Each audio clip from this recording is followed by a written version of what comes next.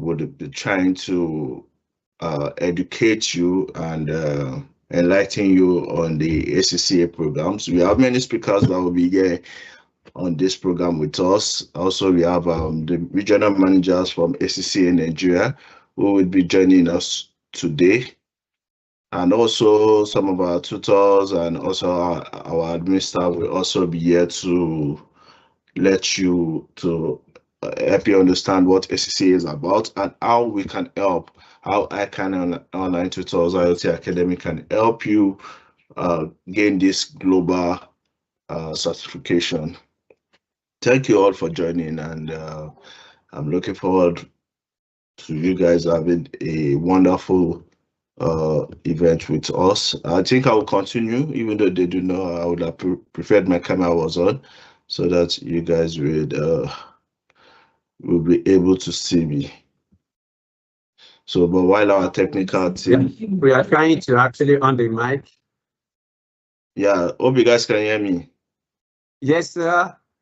Okay, so while you guys are trying to fix the camera issue, I think I will just go ahead and make my presentation. So,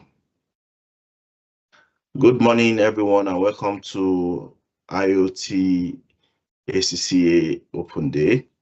Thank you for taking the time to be here. Your presence reflects a shared interest in professional excellence, lifelong learning, and the future of the accounting profession. Professional accountants play a crucial role in every economy. They uphold financial integrity, support informed decision-making, and provide the structure of which sustainable businesses are built. In both stable and uncertain times, organizations rely on qualified accountants for clarity, compliance, and confidence. However, the role of the accountant is evolving rapidly. Advancements in technology, automation, and data analytics are transforming how financial information is produced and used. As a result, today's professional accountant is expected to deliver more than compliance. They're expected to deliver insight, strategy, and value. This is why ACCA remains one of the most relevant professional qualifications globally. ACCA equips professionals with strong technical foundations while embedding ethics, strategic thinking, and global perspective. But the future demands more. Tomorrow's professional accountants must be technologically aware, adaptable, and capable of operating in digitally enabled environments. They must be comfortable working with data systems and emerging technologies while maintaining the highest professional standards. At ICAN Online Tutors, also known as IoT Academy, our role is to bridge that gap. We are focused on developing not just ACCA students, but future-ready professionals. Through structured learning, experienced tutors, and technology-enabled delivery, we help students acquire both examination success and practical competence. Our vision is simple: to help build a generation of professional accountants who are confident, globally competitive, and equipped for the realities of modern finance and business. Today's Open Day is designed to provide clarity about the ACCA pathway, career opportunities, and how we support students at every stage of their journey. We encourage you to engage fully, ask questions, and explore how the professional route aligns with your long-term goals. Thank you once again for joining us. We look forward to an engaging and insightful session and to being part of your professional journey. Thank you, and do have a wonderful day. Thank you so much, sir, for that wonderful remark. So thank you so much, everybody. That is actually a wonderful remark from the founder and the CEO of IoT Academy, Mr. Ridwan Teslim Layeni. And we do hope that everybody is going to really have a good section here today. I myself, alongside with Rachel, shall actually be anchoring the program. Rachel, good morning. Are you there? Yes, I'm here. Rachel, please unmute yourself. Yes, I can hear you. Good morning. I can barely hear you. You are speaking from afar. Sorry, can you hear me? Good morning. Yes, it's loud and clear. How are you doing today? I did very well. Thank you. So, ladies and gentlemen, the program has formally kicked off, and the welcome address has actually been given by the chairman, the CEO, and the founder of IoT Academy, Prof. Mr. Ridwan Teslim Laeni. And this shall take us to the next section, which is actually one that many of us have actually been looking forward to. As it is being said, that ACCA is actually a global recognition. And IoT is going to actually bridge the gap and provide us that avenue to actually navigate through the ACCA journey by using our technology and a simplified lecture approach alongside with professionals who are going to actually assist in the journey. So please permit me to actually welcome on board Rachel to quickly introduce herself. Rachel, how are you today? I'm fine, thank you. Good morning, everyone. My name is Rachel, and I'm your co-host for today. Okay, permit us to quickly move to the next session, which is actually all you need to know about ACCA. Rachel, please confirm, do we have the ACCA Regional Business Relationship Manager on ground? Yes, we do. So we'd like to welcome Ms. Genevieve Davis and Mr. Charles Dioha for their presentation. The stage is yours. So my dear, let's actually jam our hands together as we welcome them on board. Good morning, sirs. How are you doing today?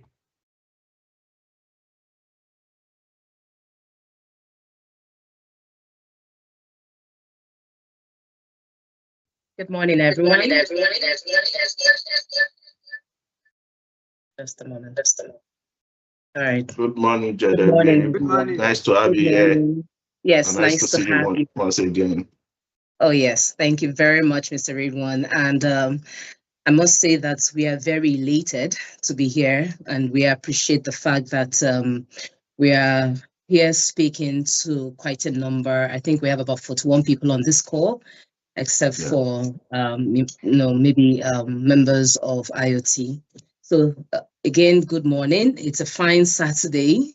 It's not a rainy one as we envisaged about, or rather we saw about 2 days ago. So it's a fine Saturday, and I'm glad we're able to make our time this morning to be here to share knowledge and also to understand the ACCA advantage. So thank you for making our time out of your fine Saturday to be here.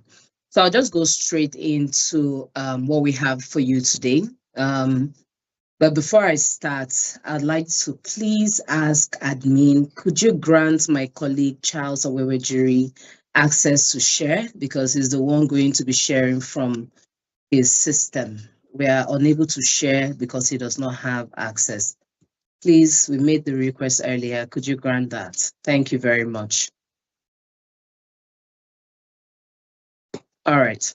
So whilst we wait for that to happen at the background, I'd like to say that the accountant of today is no longer the regular accountant that, does basic bookkeeping and balancing sheets and all of that. Accountant of today is known and expected to be up to date with global trends, with industry trends, familiarizing herself with, things around AI, around automation, around system integration, right? And ACCA is one qualification that gives you all of that and even more. We continue to change the way we do things. As the world is, changing, as trends are changing, so too is ACCA. We continue to evolve. We continue to develop programs that suit, what the world is looking at having. today for well-formed and well-rounded accountants. Just like I think we already have some of you in this room and maybe some who are considering to be in the nearest future. And so I'll be going straight into our presentation for today. Before I do that, I'd like to introduce myself again. My name is Genevieve Davis. I am a relationship manager at ACCA, and I manage affairs of Lagos and West. And I have on this call with me today my colleague Charles Awewejiri, from whom we're sharing his system is what's projecting currently. So Charles is with me on this call. And again, once again, we say thank you all for being here. Please listen, jot down as many questions as you'd like to. We'll be glad to take them all at once, but we'll promise not to take too much of your time as everything we have here is quite summarized. All right, so you can see the topic, Unlock Your Global Future with ACCA. ACCA is that organization that would give you that global advantage, right? What the world is looking at, like I mentioned earlier, it gives you that global advantage. It means that you're not only able to perform, to work, to function in Nigeria, in Africa only, you have the opportunity to function globally because we enrich you with what is globally obtainable. We empower you with what makes you stand out, what makes you highly competitive globally, not only locally. Right, moving on. That was our agenda of what we plan to do for today. So you can see what our numbers are looking like. Some of these numbers by the end of this financial year for ACCA, our financial year is it ends in March, and then a new one begins in April. So by the end of this financial year, I believe that these numbers will change, and a lot of our members keep growing. So we are actually more than this. But from what you see here, we have over 257,900 members and counting. Globally, these are global numbers. Globally, this number keeps growing. We just had results being released. We had people that graduated from being affiliates to becoming members. And as such, this number too will increase because we have growing number of students every year. And then we are currently present in over 180 countries. So we are a growing brand. We are the biggest. And we are still growing, we are still expanding our tentacles all over the world. We've been in this game for over 120 years and counting. And we have people, in fact, we were established in 1904. So it's over 120 years. So we've had to churn out people right from when they were babies, students, and becoming very powerful people in the finance world. So we pride ourselves in that. We have globally over 8,104 approved employers all over the world. Globally, in Nigeria here, we have about 100 of them. We are affiliated with banks, with government bodies, with oil servicing companies, oil companies, and so on. And then we have over 298 approved learning providers. Learning providers mean tuition centers that deliver ACCA, the ACCA tuition, just so that people get the right lessons that they need to pass the exams that they are going for. And then, of course, we have over 2,432 exemptions accredited programs. We grant exemptions to institutes, to individuals who have a certain background, right? And then, of course, our strategic partnership with schools, with universities. And it will also interest you to know that we are also partnered with secondary schools because we have the secondary school students taking our foundation exams. And it's quite amazing, but these children are really blowing our minds. They are taking our exams and they are doing very well. Now, what are the benefits of the qualification, of the ACCA qualification? As the host mentioned, it gives you this global recognition. We are trusted by over by employers in over 180 countries, by government bodies, by educational institutions. We are trusted by them because one thing we pride ourselves in is ACCA will form you to have integrity. You're dealing with people's monies, you're dealing with monies of organizations, HNIs, and all of that. So we imbibe that integrity, the honesty, transparency in all of our members. And as such, we have organizations that want people that have our qualification because of things, those characteristics that we imbibe, or rather that we teach them right from when they start writing the ACCA exam. So we're globally respected and we're also globally recognized all over the world. Yeah. And then we are versatile, or rather ACCA gives you this versatility for you to be able to function not only as an accountant, you can function as a finance person, you can function as an audit and assurance person, you can function in the role of taxation, consultancy, and so many other opportunities. In fact, one of the things that we do now is we are taking sustainability to another level. And so we have a course. We'll see that as we progress. We have a course in sustainability. We are even catching them young from secondary school, meaning that right from when the children are in school, we're beginning to teach them about, or rather, we are beginning to share collaterals for teachers to help teach the children about having what the environment is like today, what it should be like in the future, what it takes to know how to take care of the environment, what sustainability means, and all of that. So I'll speak a little about that towards the end. So we are that versatile. You can function as so many persons through one qualification, the ACCA qualification. And then it gives you this flexibility to work across different sectors, different industries. Anywhere you feel like working, you can actually work there with your ACCA certification or qualification. And then we have this competitive advantage. It sets you apart from your peers. What makes you different from 100 people in a room? What makes you more recognized? ACCA can do that. So we have a very, very robust curriculum that when you start, our exams, when you start to experience it, for those that have written, some of us might be on this call that have written one or two, when you start to experience it, you understand what we are saying. We give you real life scenarios that you get to meet at a place of work. And how do you go about it? How do you resolve it? So those are the kind of things that ACCA will bring to your table and then enhance your learning potential and career growth. Then, of course, there's that flexibility of learning. If you register for ACCA today, you're not under any obligation to start writing an exam immediately. But we always encourage you within the year. We have 4 diets. In March, exam entry for March just closed sometime last week.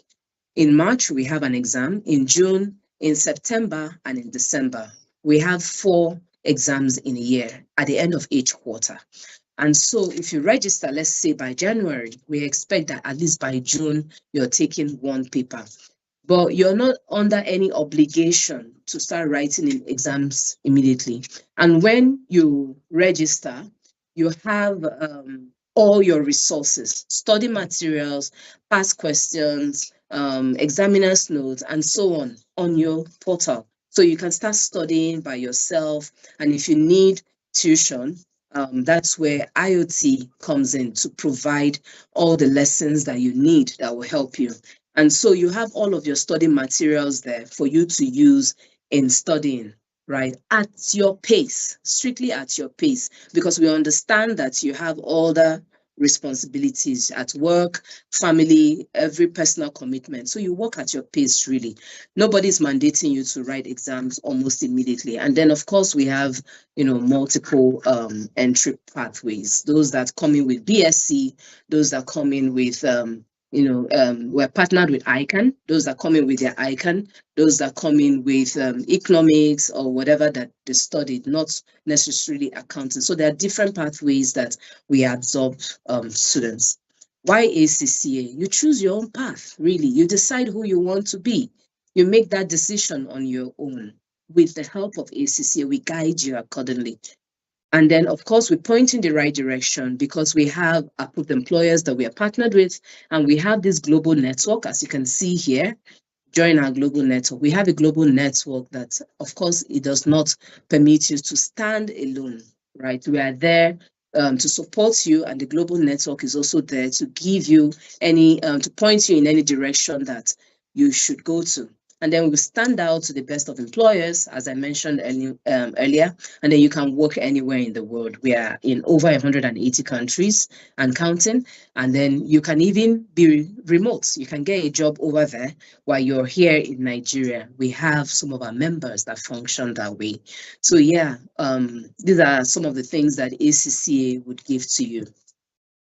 So what is our qualification structure? What does it look like? This is what our qualification structure looks like.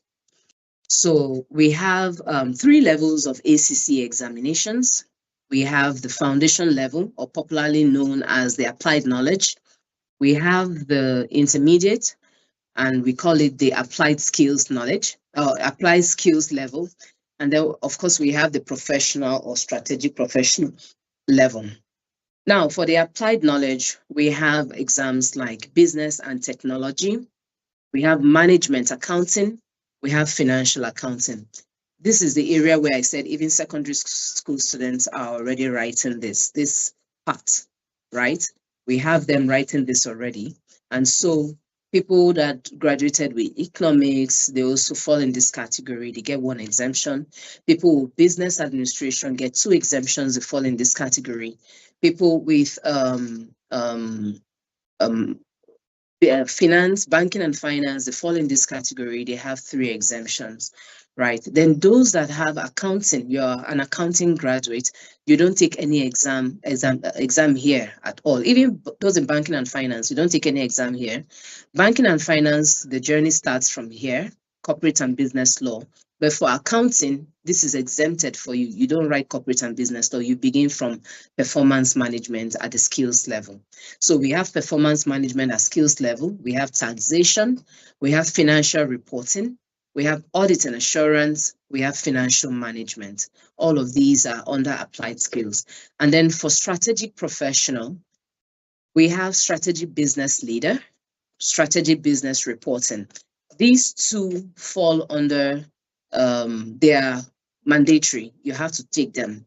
However, when you come to the options, you only pick 2 out of the 4. You don't have to write 4 of them. So you pick the 2 that you're most familiar with, that reckon with your job role and all of that. So we have advanced financial management. These are courses that came from the skills.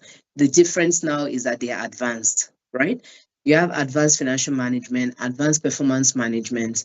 We have advanced taxation and advanced audit and assurance. So in applied knowledge, we have 3 exams. In skills, we have 6 exams. And in strategic professional, we have 4 exams. So 2 compulsory ones, and then you pick 2 out of the 4 options that you have.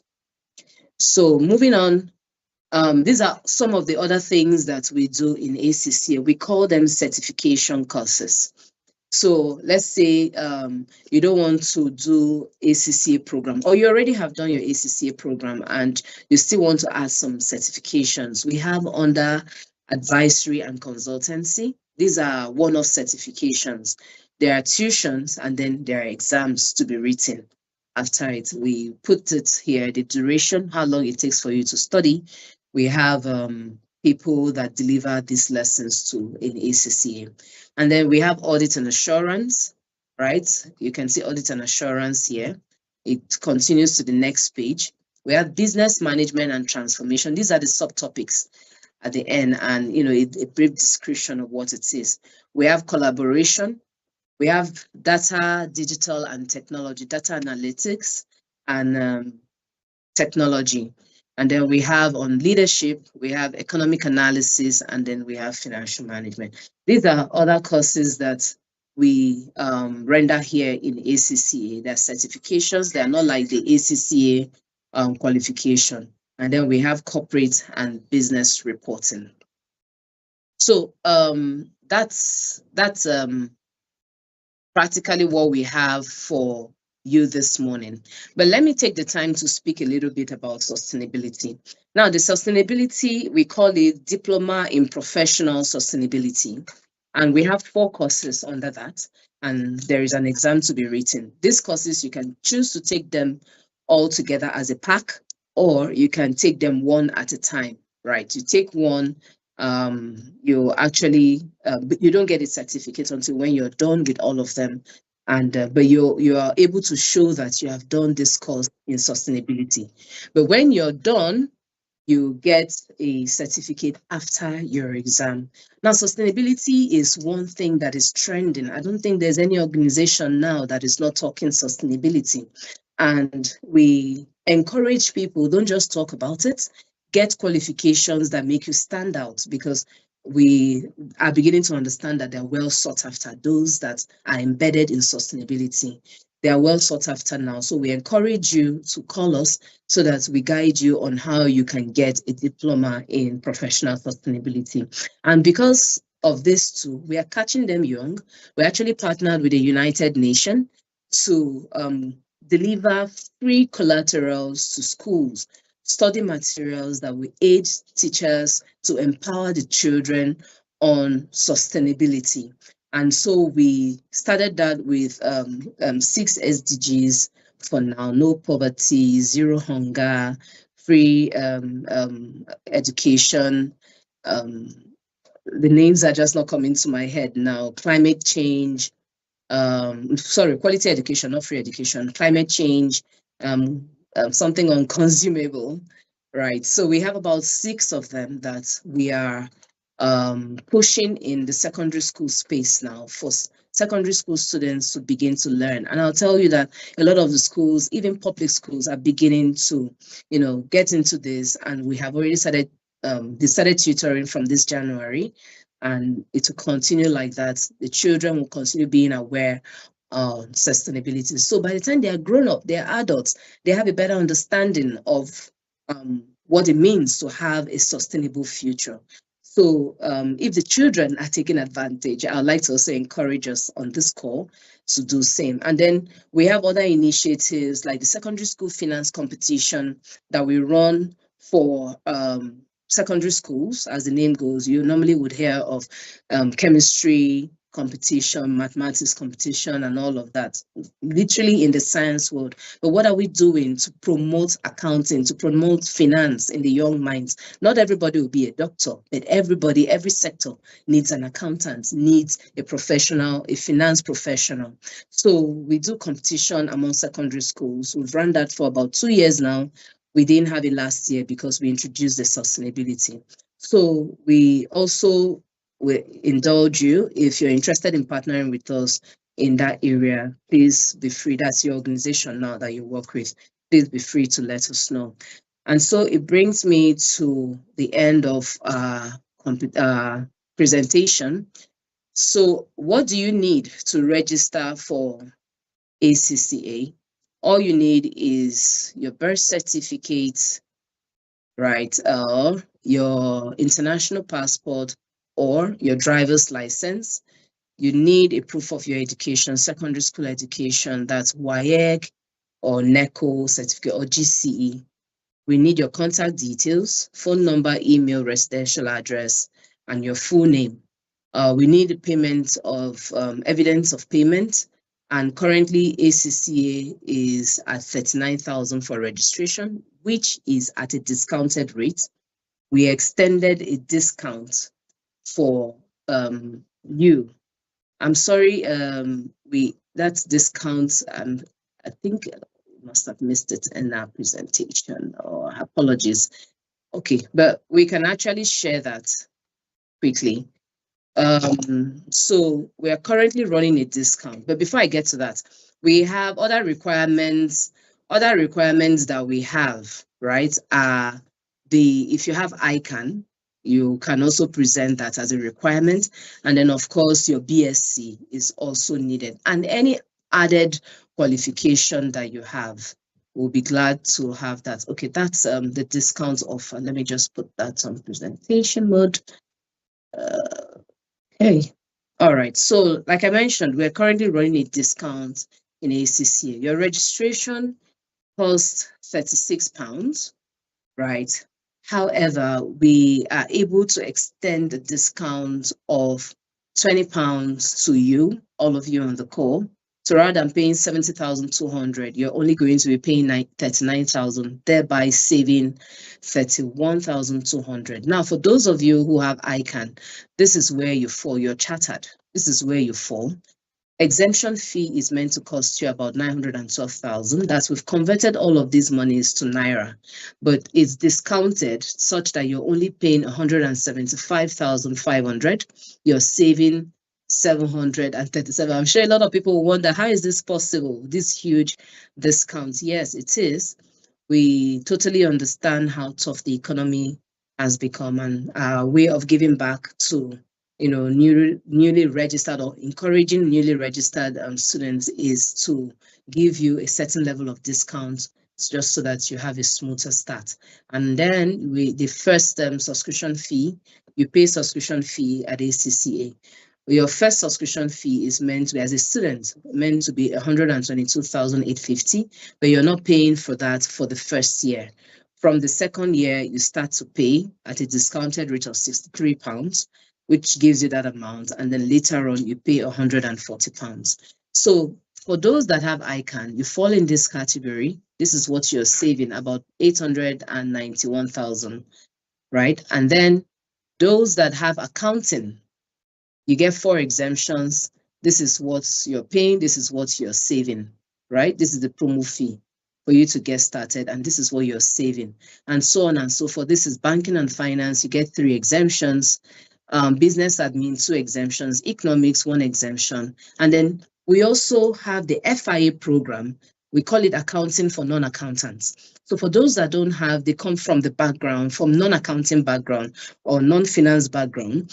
Maybe we have people that studied engineering, medicine, law, biochemistry, and all of that. They come in, they don't get exemption. Apart from those in law, they get 1 exemption because of corporate law. So when they come in, we fall under this FIA path, which is the 0 exemption. So all you pay is 39,000. The next amount you get to pay is your exam fee. You don't pay any other thing. Right, so this is what the discount offer looks like. And then we encourage payments in Naira. A lot of people have this myth, it's in pounds, I have to go search for pounds. No, you don't have to. We have a Naira account with EcoBank, just as I displayed here. A Naira account with EcoBank where you can make your transfer, right? And then you send us the proof of payment. We do the rest from the back end. So you don't have to source for pounds. Right. I believe this brings me to the very last part of the presentation. Ladies and gentlemen, let's unlock your future together. Start today to be globally competitive. Thank you very much. We'll be glad to take your questions. And that's if IoT permits now. We'll be glad to take your questions and inquiries. Thank you very much. Thank you very much, Jenny, for that beautiful presentation. I hope that my people are quite ready. I have a lot of questions to ask. However, before I actually enable them to ask questions, I think the part that actually got majority is actually that exemption that is really given to some ICAN certificate holder, which is ICAN qualified student. What about the examination? Are we also having discount? Are they also having discount there? Because looking at it, the discount actually cut across the registration, exemption, subscription. What about the examination?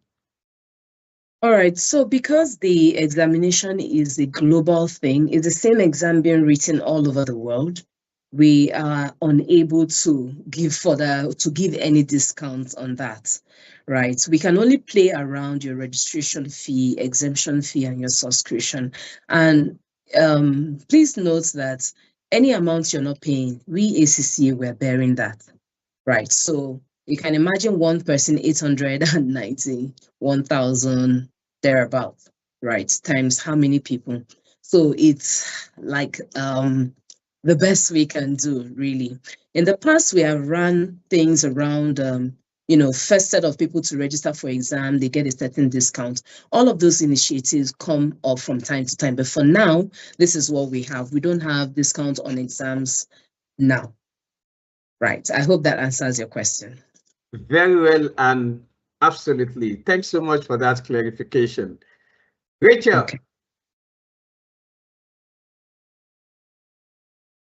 Okay, so thank you so much, Genevieve, for that beautiful presentation. So I think it's time for questions. Well, before we open the floor to everyone, I think from our end, we also have a few questions we would like to ask just for clarity.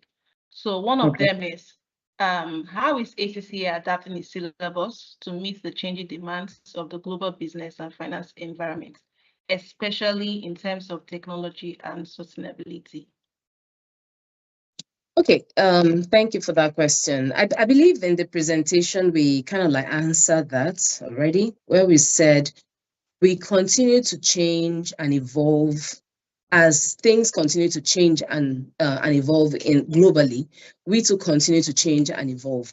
Our syllables are not obsolete. They don't remain that way for a very long time, right? When we see that there's been a major shift in the way things are done, we change too according to that. And that's why we encourage things like AI, like automation and all of that in our studies, right? We have in the pipeline a change in curriculum, a change in our syllables and all of that. But right now, that has not taken effect. So that means that we continue to do things, to change the way things are done. In a couple of years, is still under development. In a couple of years, you see courses like AI, you see courses like data analytics and all of that. There'll be some changes in the courses that you see here. So yes, we are doing all of those. We continue to evolve, continue to change based on, what is obtainable in the world and what we know that sectors, industries, the world is asking for. Yes, so we do that and we continue to do that.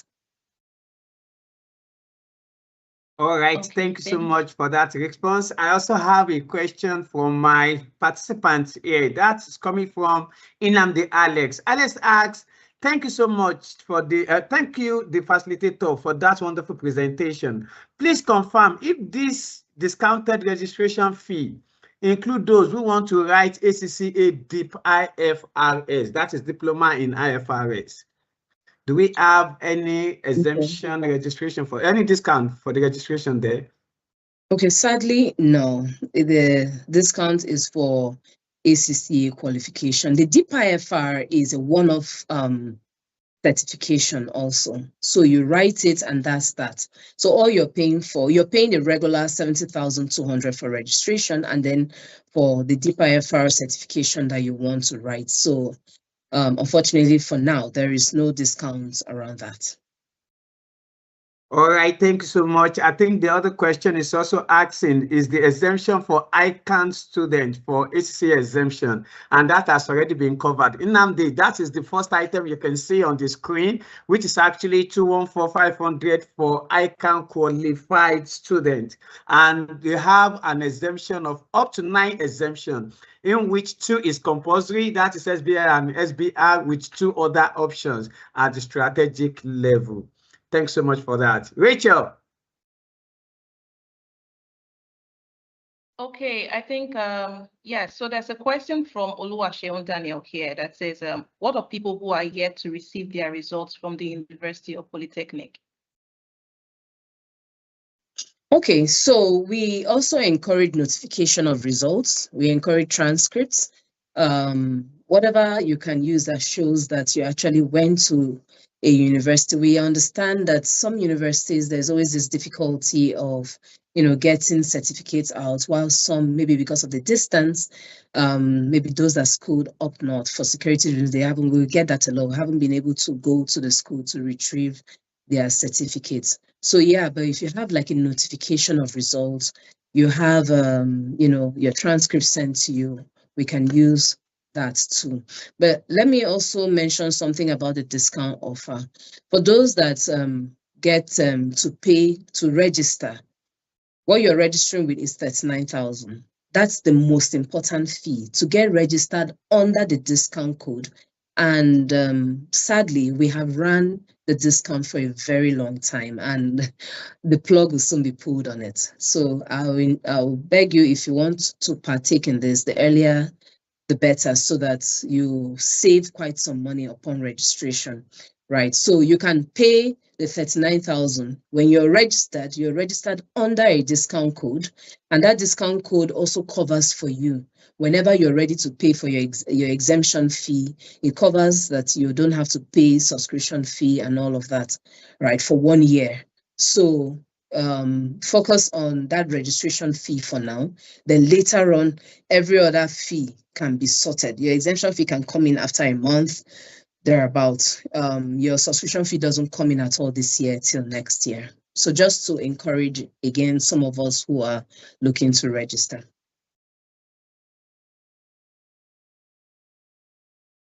All right, thank you so much for that response. Omotoyos is also asking that, does this discount in exemption also applicable to Nigerians outside the country, or is only for Nigerians? Okay, so normally what we do, you're a Nigerian, right? So you must have like a Nigerian address.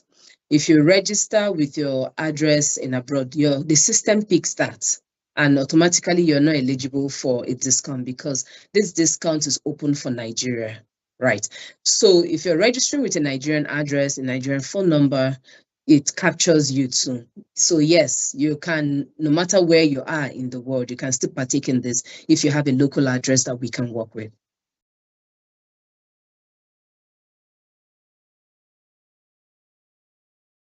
And of course, if you give us your WAEC, right? When we're registering you, we have your WAEC, we have your NECO and all of that. It goes to also help you get that discount. It shows that you have background in of Nigeria rather. So the discount is literally open for Nigerians. Okay, thanks so much for that. Emanuela is asking that, please, I recently passed qualifying exam for ICAN in November 2025. Induction shall be held in May 2026. Is there a possibility of writing ACCA exam in June? Yes, very possible. Very, very possible. So even when you don't get your certificate, if you ask for your transcript, they send it to us at ACCA. We use your transcript to request for your exemptions for you, right? And you have ample time between now and June to you start your registration now. You have ample time. By the time your registration takes within 5 to 7 working days, because reconciliation will be done of the payment you have made, and as well verification will be done at the back end of your documents that you submitted from the UK. Verification is done. So when all of these are done within 5 to 7 working days, you would have access to your portal, right? And then you can now start studying. You have between now and June. So if you register now, in 1 week, you have access to your portal. Between now and June, you have enough time for you to set every other thing right in preparation for your exam. So yes, you can register, you can write in June. All right, thank you so much for that, Genevieve. We are still having some that is actually coming. A question actually says that, please share your slide, that will be shared. What does the ACCA discount offer? When does the ACCA discount offer ends, please? Okay, so it ends pretty soon. We run it every month, really. And today is the last day of this month. I believe it will be extended till the end of February too. But word reaching us is by the end of our financial year, which is in March, the discounts, for now, what we have is will not. Let me not use may not, right? Will not be there anymore. So that's why we're encouraging as many of you as possible to take advantage of it. So like I said, we run it every month. It has ended for this month today. I'm sure we will get a renewal for February. I'm not sure of a renewal for March because March marks the end of our financial year. Right, I'm not sure of a renewal for March, but like I said, we've run the discount for a while, and at some point we may need to pull the plug on that. Okay, thank you so much for that. Another question that is also coming here is that, for the said, how can ACCA students position themselves to be attractive to multinational firms while still studying? Oh, yeah. So we are partnered with approved employers locally and globally. We're partnered with the Big Fours, and you know the Big Fours too, they are not only, known here in Nigeria. However, you have to also make yourself seen, right? We need to know you. We need to know what you're up to. Your grades too will make you stand out, right? The pass mark for ACCA, by the way, is 50. But people that come up with very high score, we publish them.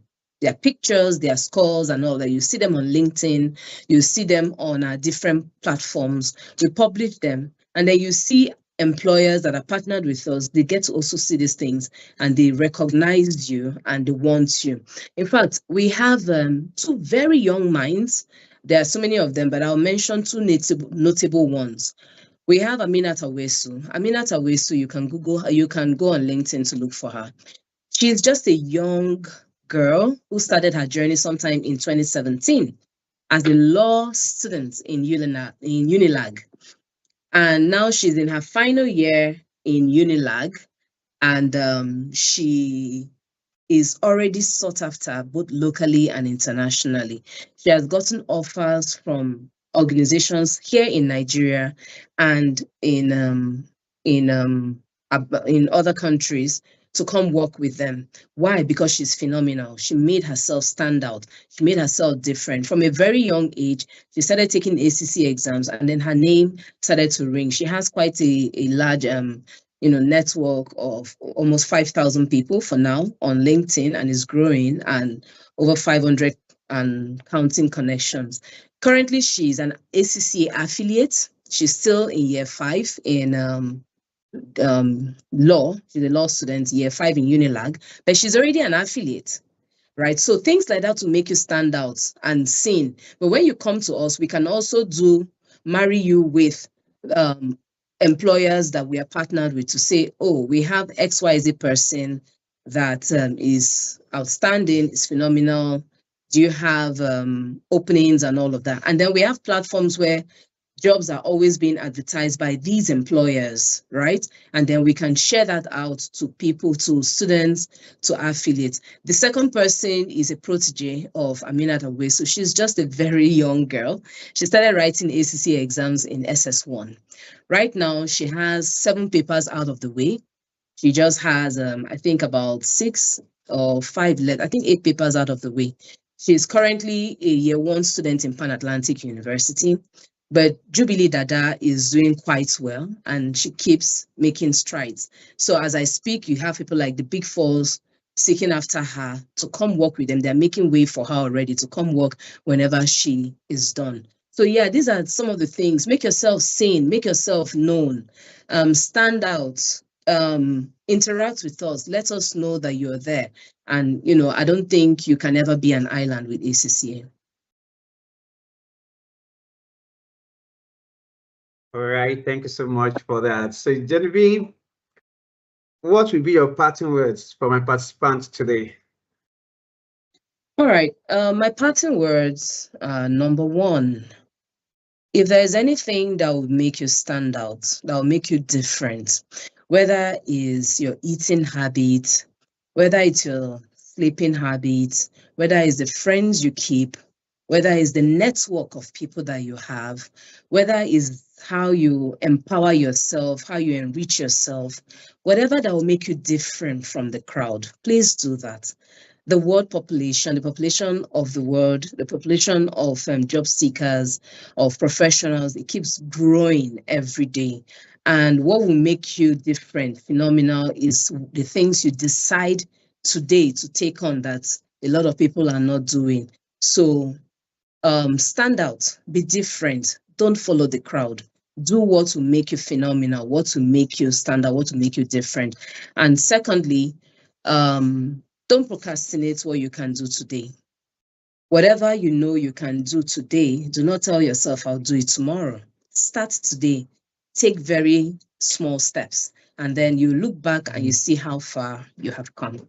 Thank you. Thank you so much, Ma, for those impactful words. We are truly, truly grateful. Thank you very much. Thank you very much. Honored. You're welcome, Ma. So right now, we'll be heading on to the next segment of our program today, and that would be a presentation by one of our alumni, Zina Tahiru. Now, before she comes up, we'd like to read a brief biography on who she is and what she has achieved so far. So Zina Tahiru, ACCA, CFE, and ACCA in view, is an accounting graduate of the University of Benin with solid experience across professional services and industry. She began her career as an associate at Grant Thornton, Nigeria, before transitioning into the industry, where she worked as an accountant and internal auditor with Versa Group, Nigeria. Following her relocation to the United Kingdom, Zina currently works as an accountant with a charitable organization, contributing to the sound financial management and accountability. She's married with 2 kids. So let's give a round of applause to Mrs. Zina Tahiru as she takes over.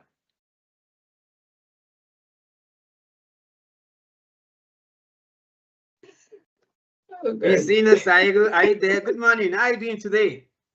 The introduction is just too much. Good morning, everyone. Can you hear me? Yes, we can.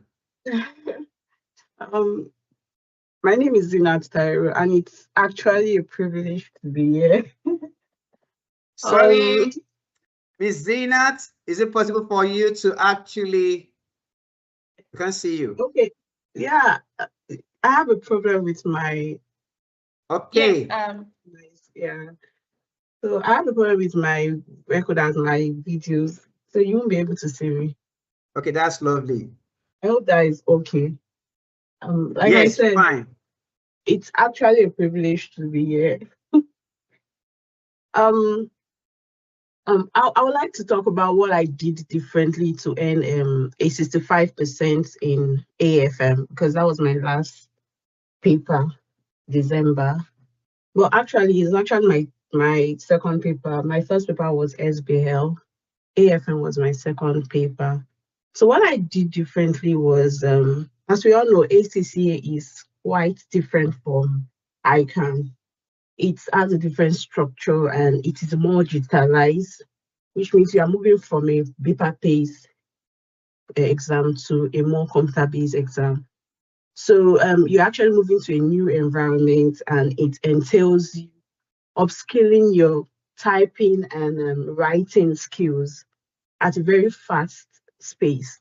So what I did differently, the first thing was having the right attitude and mindset towards this exam. I could remember vividly when I started this exam in this new environment. It was just me. I was quite confused. I only had my boss at the time. She was an ACCA affiliate. So I sought some counseling from her, how to go about it. And she's based in the UK, and I was coming from Nigeria. It's a whole new environment. I was quite confused, but I will resonate with what the last speaker said. That's Genevieve. First of all, starting small. I started small, sincerely. I started to have that right attitude. I started to remove any form of negativity from my mind, like, oh, I won't be able to pass this exam. And it's actually been a decade with this exam. My last exam was ICAN. I wrote my ICAN, that was 2018 or thereabouts. So this is 2025. It's actually a long time writing exams. So I know that I'll need to put in a lot of effort. So I need to do something different. And I started small. The first thing was my mindset. I just had to register that I'm going to pass this exam without any form of negativity and all. So first of all, just have that right mindset. Then I would say ACCA, as compared to ICAN, they are very, very generous with resources. They have a lot of resources online. You may want to exploit those resources. Go to their website. They have technical articles that you want to read on. It is very important. And also the study of, I made use of such resources. Then one more thing that you should do is try as much as possible to have a very strict study calendar. Try preparing early. It helps me. You can imagine, I work full time and I'm also a mother, and 24 hours is not even enough for me. So I just try as much as possible to create a very strict timetable. I take like 4 hours or 3 hours a day within the 24 hours to concentrate on preparing for ICAN, because it's been long I wrote exam, and I know there's this time lag, and there are some things I have missed in the past. So I needed to put in extra effort.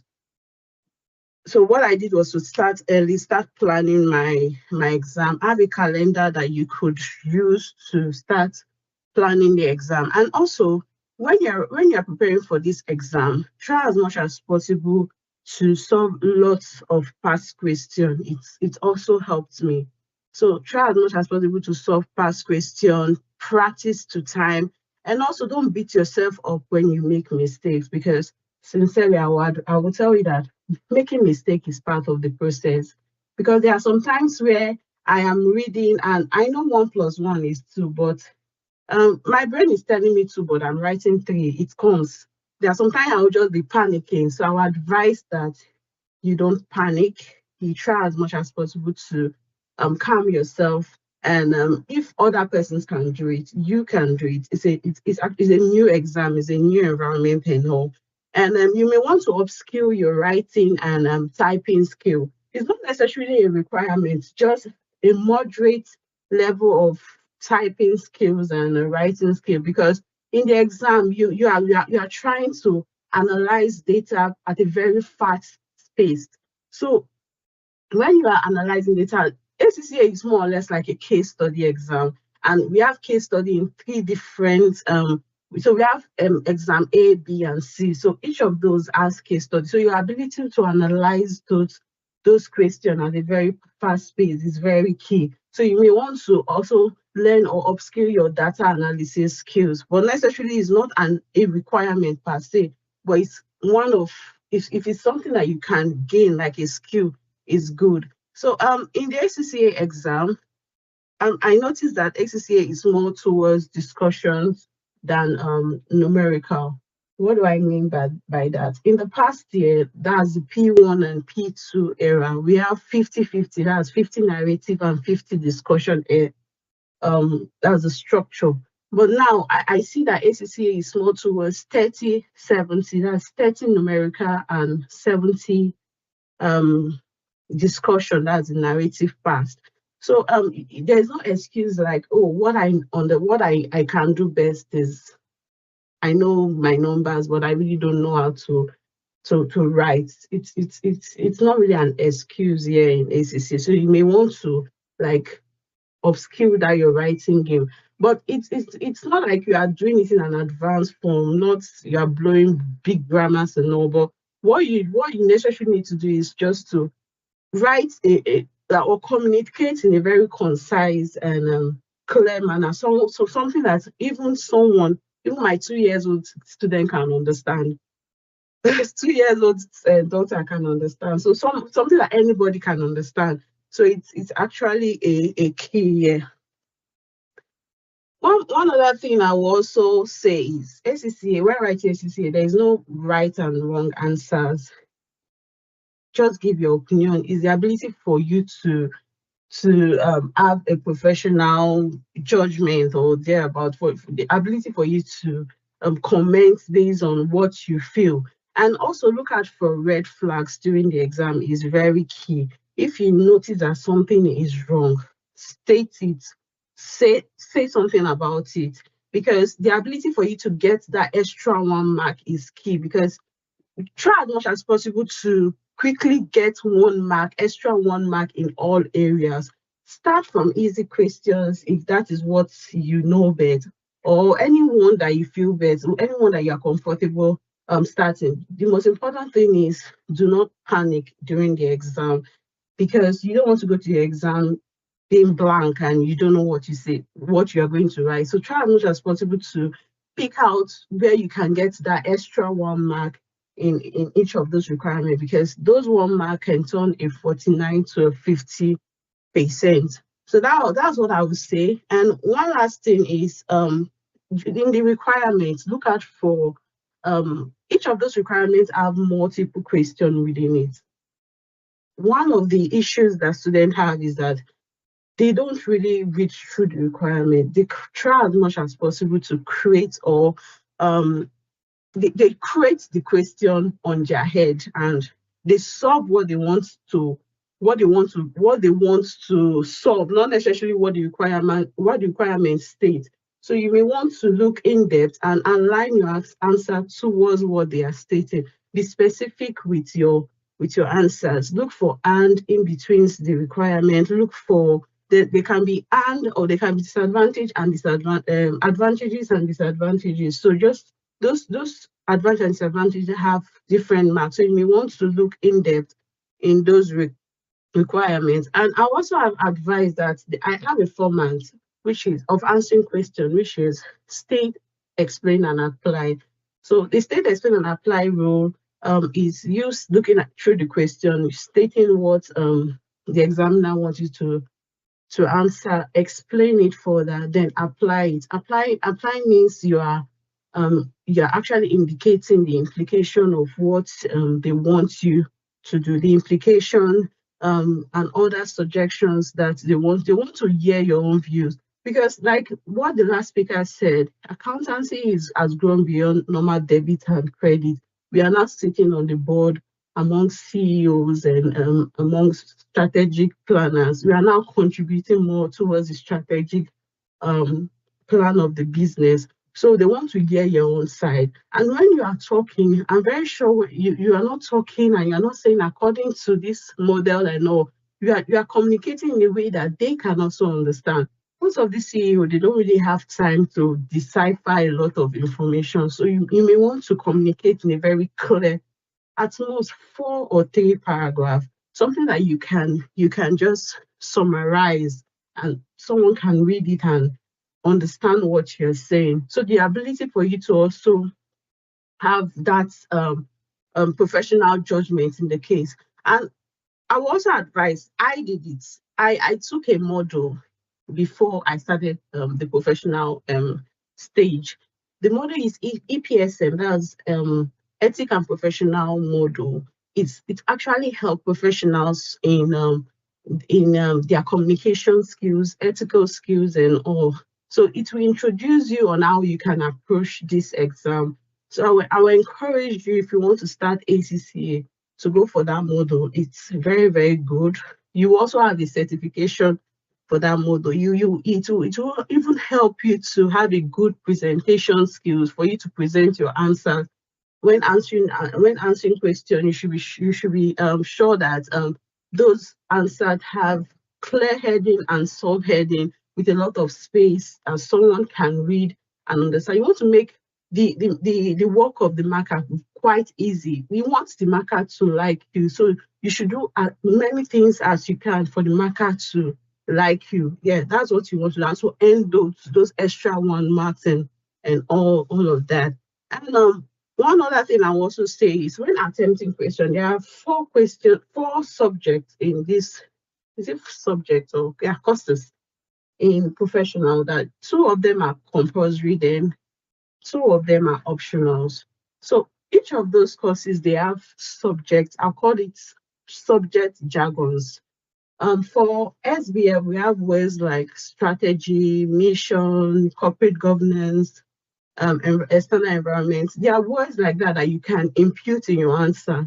Those professional words that aligns with the topic, it helps me. Even me, I wrote AFM, so there are words like cash flow, exchange rate, discounting factor that you can just be putting it. You are communicating like a consultant, so you communicate at that level.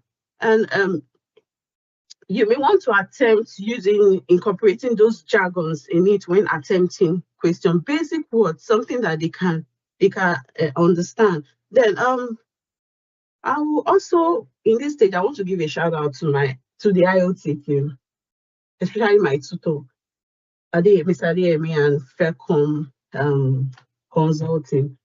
Those guys were really, really nice. And I would say for a fact, they really believed in me even more than the way I believed in myself. The resources, the advice, the teaching was top notch. I really want to give a shout out to them.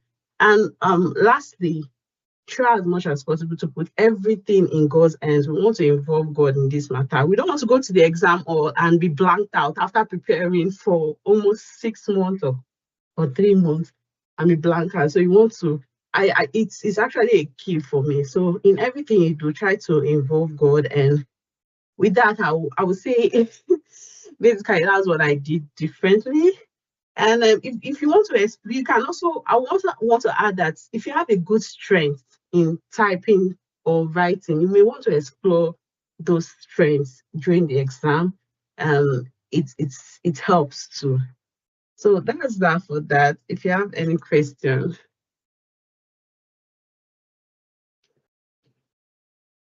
Thank you so much, Ma, for that beautiful presentation. You've actually given us gold. And I would like to say that everyone present here should actually go back to our YouTube channel at the end of this program to go and watch, because Mrs. Zinat Sahiru said a lot that we all can learn from. So regarding the question, please, I would like to ask, how did IoT specifically, I know you've given a shout out to your tutors, but I'd like to ask, how did IoT specifically support your success? For me, basically is the resources, and they are very, very like they have this key attention to details, and they are just passionate about me passing, especially Mr. DME. They are, even during weekdays, he calls me and he'll be like, can we set up a class, especially those classes that we weren't able to finish during weekend. And sometimes it is how passionate they want me to pass the exam, and they have the right skills, they have the right resource to, with regards the course. They have a detailed understanding of the course and the ability for me to understand such course. They communicate in a very clear way.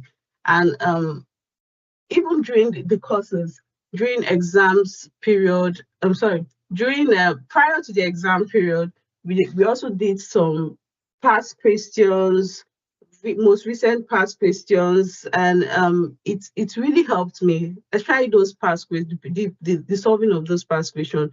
They really helped me, and the advice is too, it was really top notch. So I will encourage people, I will encourage those that want to sit in for this course to go for IoT. They have they have tutors that have wealth of knowledge as regards each of those, especially for my AFM though.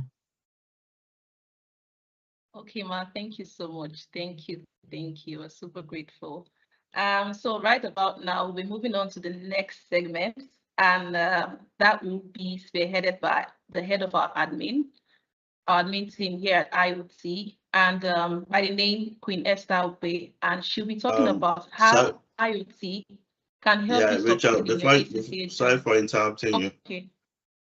Yeah, so before we move to the next session, I don't know, there might be a few questions for Zinat. So let's take some questions. So if anybody has any question for her, you can raise your hands. I think personally, I have a question for her. So if you would permit me, and sorry for interrupting you earlier. Okay, sir, you actually have the floor. Please go ahead. Okay, so Zinat, congratulations on passing your advanced financial management. I guess you have 2 courses. Is it one you have left to clear at the final level now? Yes. Okay, I wish you success in that. I know you registered for SBI with us also, and I wish you success on that. So my question is that you went from writing paper-based to writing computer-based for you, which means I guess it's more of typing than writing. Yes. So did you also take your exams online? Because there's a report. Okay, you took your exams online, right? No, I went to a center. They have these centers. Okay. They have centers around here that that people come in to write exam, but it's mostly computer-based exam Okay. that we do here, yeah. Okay, so because I also wanted to ask this, because I know ACCA is moving from allowing people to write the exams remotely from, I think, this March diet, so to writing it in a center. So I know it's still computer based, but it's not going to be in a center. So what was the atmosphere for you? Was it easy typing? Using maybe Excel, using Microsoft Word? I guess those were the applications you use in taking your exam. So how easy was it for you to transition from writing based on paper to now going with typing? Was it easy? Was it difficult? Okay, during my conversation, I actually said, try as much as possible to upskill your writing skill and your typing skill, and explore any strengths that you have. I have a key strength, and it actually helped me even during application of jobs. One of my strengths is I'm very good with typing, so I have a very fast type speed. Even during the exam, I try as much as possible to.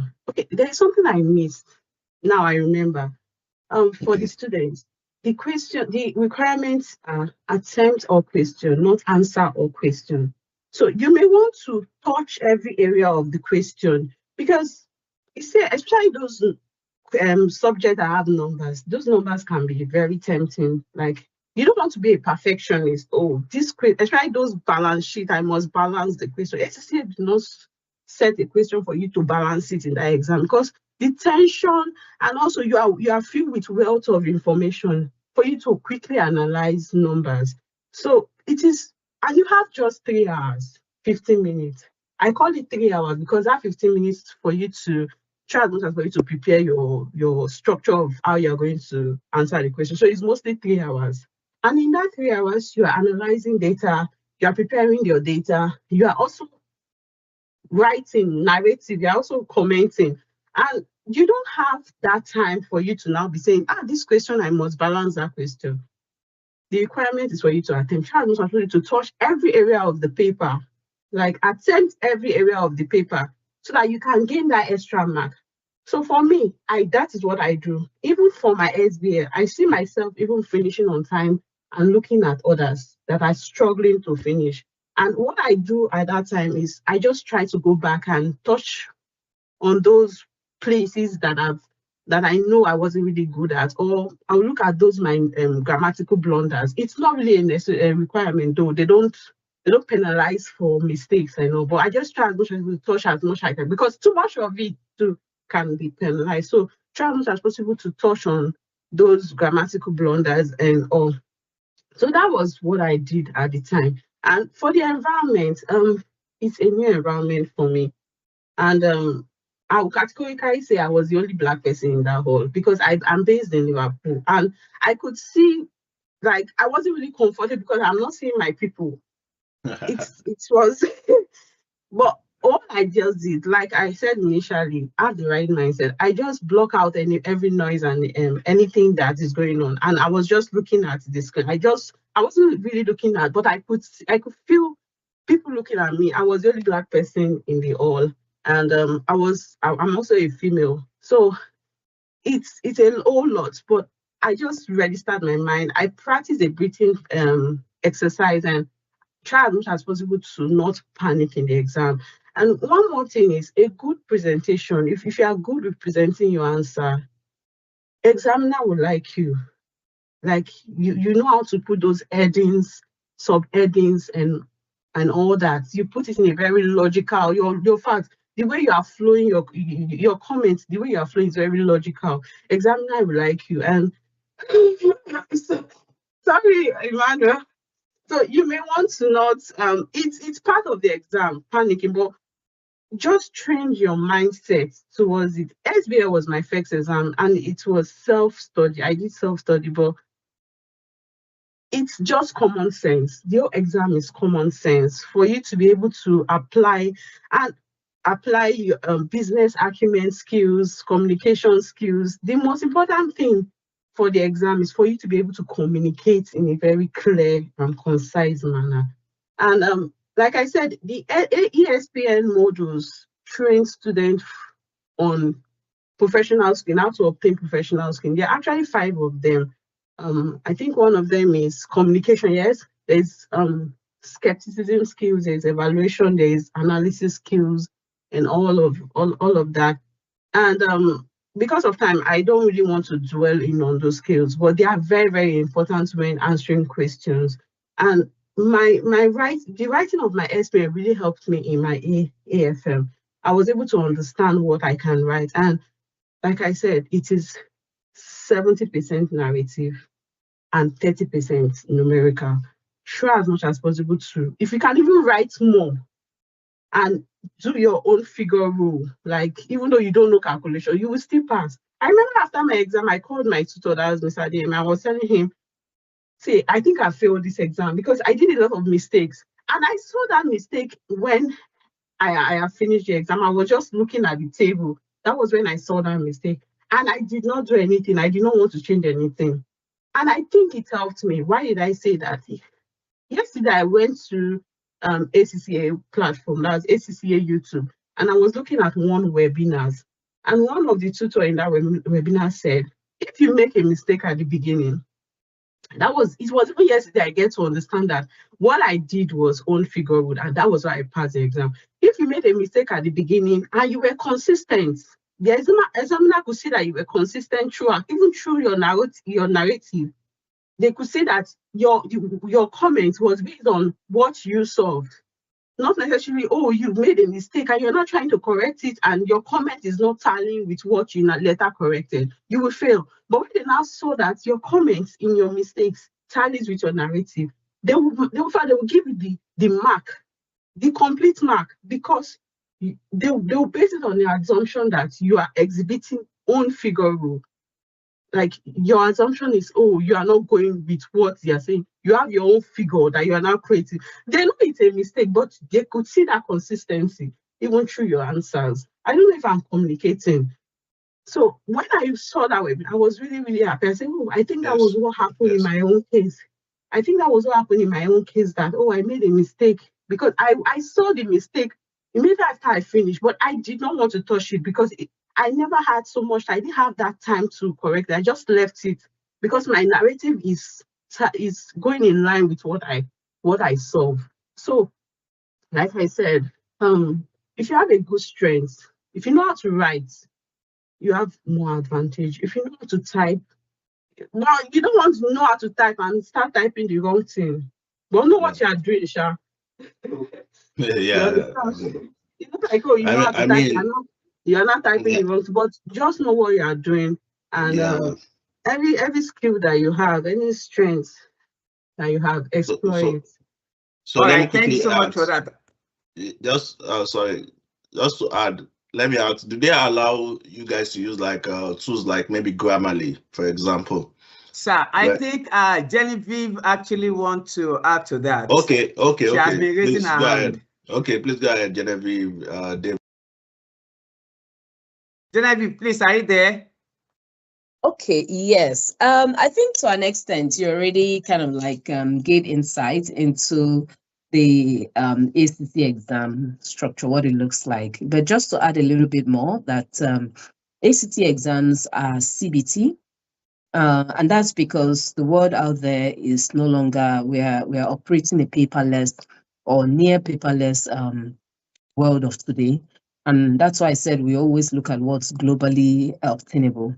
So we don't encourage, and again, because we are well embedded in sustainability, we don't encourage paper exams. So all ACC exams are CBT, computer-based, and then you write them at dedicated centers, right? And then the structure of the exam, you have the options, and then you have situations where you need to start making analysis and all of that, looking at case studies.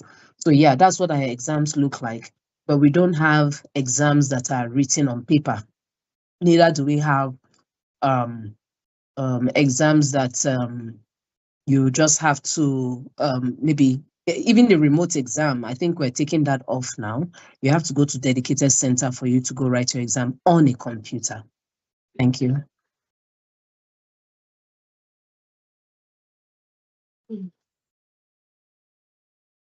Thank you. All right, thank you so much for that addition. Okay.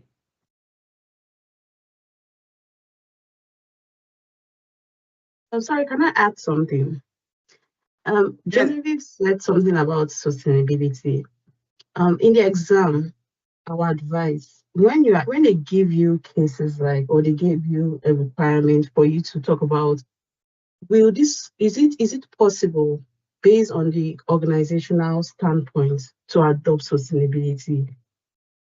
We all know sustainability is a good thing. Someone may write that yes, it is possible and explain. I will say that it is not possible, it is not right.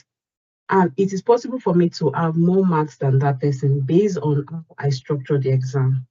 So you may want to present your answers in a very balanced form, like talking about the pros and the cons. Let's say, for example, IoT. Should IoT adopt sustainability? I would say from the standpoint, IoT is just a new company. Just an example, is a new company and shouldn't adopt sustainability because of, first of all, the financial standing of that organization, what they are currently. And it will have cost implication, and in turn, it will affect the returns of shareholders, which in turn will also withdraw, they will also withdraw their holdings in IoT, which is a bad thing, which will actually reduce the market power. So if you look at what I'm saying, I'm just putting kind of a relationship, what will happen step by step, what will happen eventually happen to IoT if they adopt it. And I'll not say, however, adopting sustainability will now improve the company brand. Customers whose mission is in line with sustainability want to associate themselves with IoT. It will improve their market power and all that. So if you see, I'm putting the argument on a very balanced form. Then at the end of the day, you will now give conclusion. So based on this information I have given you as a consultant, based on this information, you may want to assess your cost and benefit standing and see if the cost of implementing sustainability we are outweigh the benefit, then you can make a choice. So you are giving them a choice for them to now make based on what you've presented. So you're not actually giving them an exact answer. You're just giving them a brand array of choices for them to pick. And since you are picking, you actually stated the advantages and disadvantages. So that is what the examiner wants to see: your ability to look from both ends, your ability to have a professional mindset, and also have a say on your own, not necessarily what everybody is saying. They want to, so that in the organization, most CEO, before they make a decision, they may want to hear from your own side. They may want to get information from your own side, because now the way you are talking in a very balanced way. So I don't know if that will also help. It also helped me during my answering of the questions. Thank you. All right, thank you so much for that. Yes, sir. Is there any other question for Z?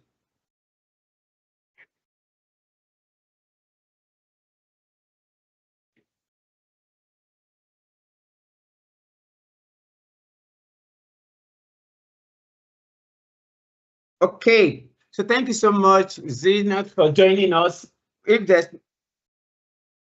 So thank you so much for joining us. We shall be moving to the next section, which is actually how.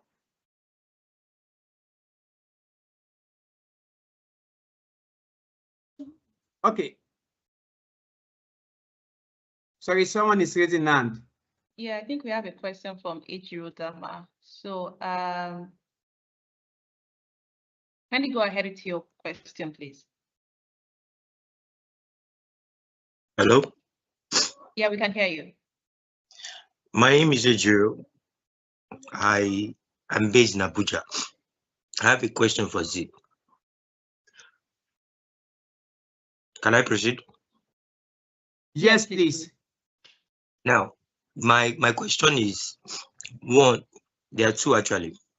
Have you did you do ICAN before doing ACCA? And also, what was most challenging for you when you did ACCA? The most challenging when you started in ACCA? Did you do ICAN first before trying the international level, or you went straight to ACCA? And the second question, what was your most challenging time when you were doing ACCA? Thank you.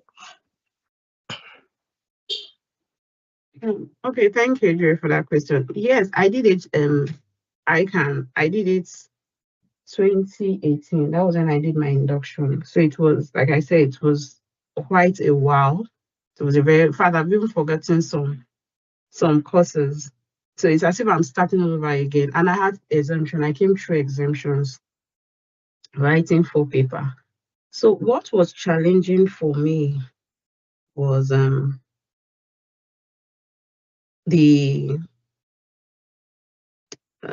would say, because I have done ICAN for a very long time, coming in, starting ACCA again, it's as if I'm starting all over again. And I'm working full time, so I'm not necessarily a full time student. So instead of writing exam for 3 months, because ACCA diet is March, June, September, and December. Instead of writing the exam for 3 months, I now prefer doing it for 6 months to have that ample time to prepare on time, and also to able to start the practical, that's the solving of past questions. So I would say the space between when I did ICAN, the space between when I last read a book, a detailed book, till now was a major challenge for me. And which other challenges is I think that will be all for now. If I think of any other one, I'll just pop it in the chat box. All right, thank you so much for that wonderful one. Okay, so we shall be moving to the next section. As we all know that success is not accidental. It is actually built on a system. It's built on support and structure. This will actually lead us to hosting our head of admin at IoT Academy, Queen Esther Upe, who will be taking us through how IoT can help you succeed in your ACCA journey using a case study of ICAN. Please, let's jam our hands together to welcome the Queen of IoT, Queen Esther Upe, the head of admin at IoT Academy. Queen, good afternoon. Good morning. How are you doing today? Good morning, sir. I'm doing well. How are you doing as well? I'm very fine too. Thank you. It's a pleasure to host you today again. Okay, Queen, how can IoT actually help me succeed in ACCA exam using a full, not a partial one, case study of ICAN? Thank you. You have the floor. Okay. Good morning, everyone. Kindly give me a moment while I share my screen. God bless you. That is exactly that I really want to say now.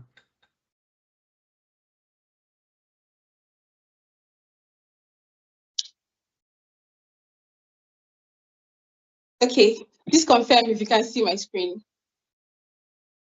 Yes. All right.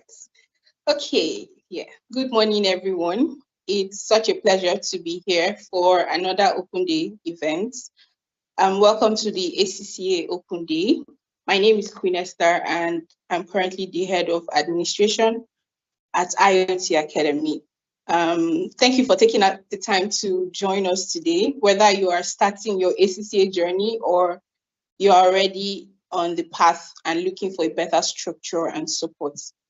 In this segment, I will be walking you through how IoT Academy can support you all the way through your ACCA journey, from registration to the exam and all of that. So I will be using a case study of ICAN to show how our model of training structure and student support has helped professional students achieve consistent results. And by the end of this session, you should have a clearer picture of how our programs work and what support is available to you and how you can position yourself for success with ACCA. So let's get started. So yes, passing professional exams like ACCA can be really, really tough, but with the right guidance, it becomes achievable. And over the years, IoT Academy has built a track record of excellence in preparing students for ICAN exams and have supported thousands of students to prepare for and pass the ICAN exams through virtual learning. And this success provides a strong case study on how we can help you excel in your ACCA journey as well. IoT Academy, is also known as ICAN Online Tutors, is an e-learning platform. We provide tuition for persons preparing for professional exams such as ICAN, ATS, ACCA, CISA, and CITN.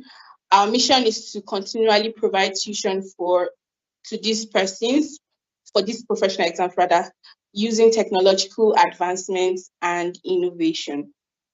So at IoT Academy, we use a blend of video lectures and interactive online sessions, live sessions, to equip students for their exams. The video lectures covers like comprehensive topic areas and can be viewed at your pace, while the live classes are conducted at the weekends. And then all classes are usually recorded and you can have access to them at your convenience. Also, you'll be receiving access to carefully prepared lesson notes from our tutors.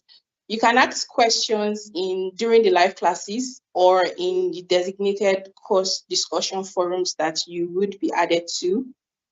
We offer 4 different plans, and this is tailored to meet your needs. We have the basic plan, the standard plan, the premium plan, and the enterprise plan. So each plan is designed to help you pass your exams in one sitting, so you can simply choose which one works for you, which works best for you rather, and then you can also choose different plans for different courses. So the basic plan gives access to video lectures, and this is accessible for just a diet.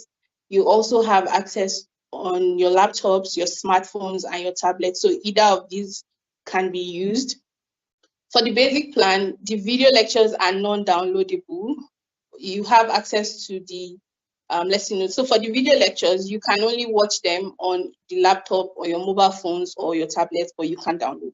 And then you also have access to the ACCA study text and exam practice kits, which are in soft copies. And then you'll be granted access to technical and administrative support. For the standard plan, it's more like the basic plan plus an added feature. So I'll just give you what this is. So it gives you access to the video lectures, and this is accessible for one diet. And it's also accessible on laptops, smartphones, and tablets, just like the basic plan. But for this plan, you can see here that the video lectures can be downloaded on your mobile devices and tablets. So you also have access, and you can watch without internet connection. You have access to lesson notes, and also the study text and exam kits, and lastly, technical and administrative support. So the premium plan here gives access to quite a number. So it's like the standard plan plus some added features as well. So this includes the live classes, which are held on Microsoft Teams at the weekends. You also have access to the video lectures, which are accessible for one diet. And then the video lectures are accessible on laptops, smartphones, and tablets. The videos can be downloadable, but on mobile devices and tablets. So after downloading, you can watch offline without the internet. You'd have access to lesson notes, weekly assignments, a designated course discussion group, revision classes, mock exams. You also have access to the ACCA study text and exam practice kits, which are in soft copies as well, and then technical and administrative supports. For the enterprise plan, this is one of our newest plan, and it's tailored for businesses and individuals. based on your request. So it's a tailored training and consulting solution designed for both organizations and individuals. It provides flexible learning options, including physical, depending on your location, or also includes online or hybrid trainings, and it's delivered by top professionals. So this plan covers corporate, group, executive, one-on-one training alongside business consultation, and it's fully customized based on your specific needs and requests. And then the pricing is provided through direct consultation. For tuition, we have, okay, so currently we only take courses for the strategic professional level. And this is because we have some alumni who had completed ICAN that would be moving here. So for now, this is where we are focused on, but we hope to proceed with other levels pretty soon. We're working on that. So, but at the moment, we have just courses for the strategic professional level. And this is the price list for this. And here's also the different plans that we have, and then the cost implication for them. So all our video lectures and study materials are available on and accessible on our website, which is icanonlinetutors.com, and also our mobile app. If you don't have the mobile app, you can scan here to download. Also, you can check the Play Store, the Google Play Store, or your App Store. Just search ICAN Online Tutors, and then you find the app. Then also, we are excited to let you know that ACCA lectures for June diets will officially begin on Sunday, the 1st of February 2026, which is tomorrow. And we look forward to learning and growing with you. Also, aside tuition, we also handle other stress while you focus on your success. So we help students complete some registrations. So the students' registrations, exemptions, exam registrations, and all of that. So you don't have to go through the stress of doing all of that. You can always reach out to us for these processes as well. So for more inquiries, kindly reach us via WhatsApp. You can also call us on the numbers on your screen.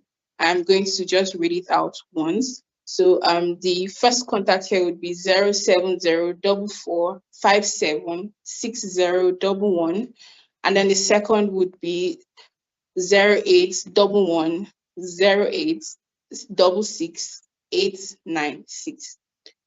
You can also visit our website, icanonlinetutors.com, if you need to. And then also you can send us an email at admin@icanonlinetutors.com or icanonlinetutors@gmail.com. Thank you.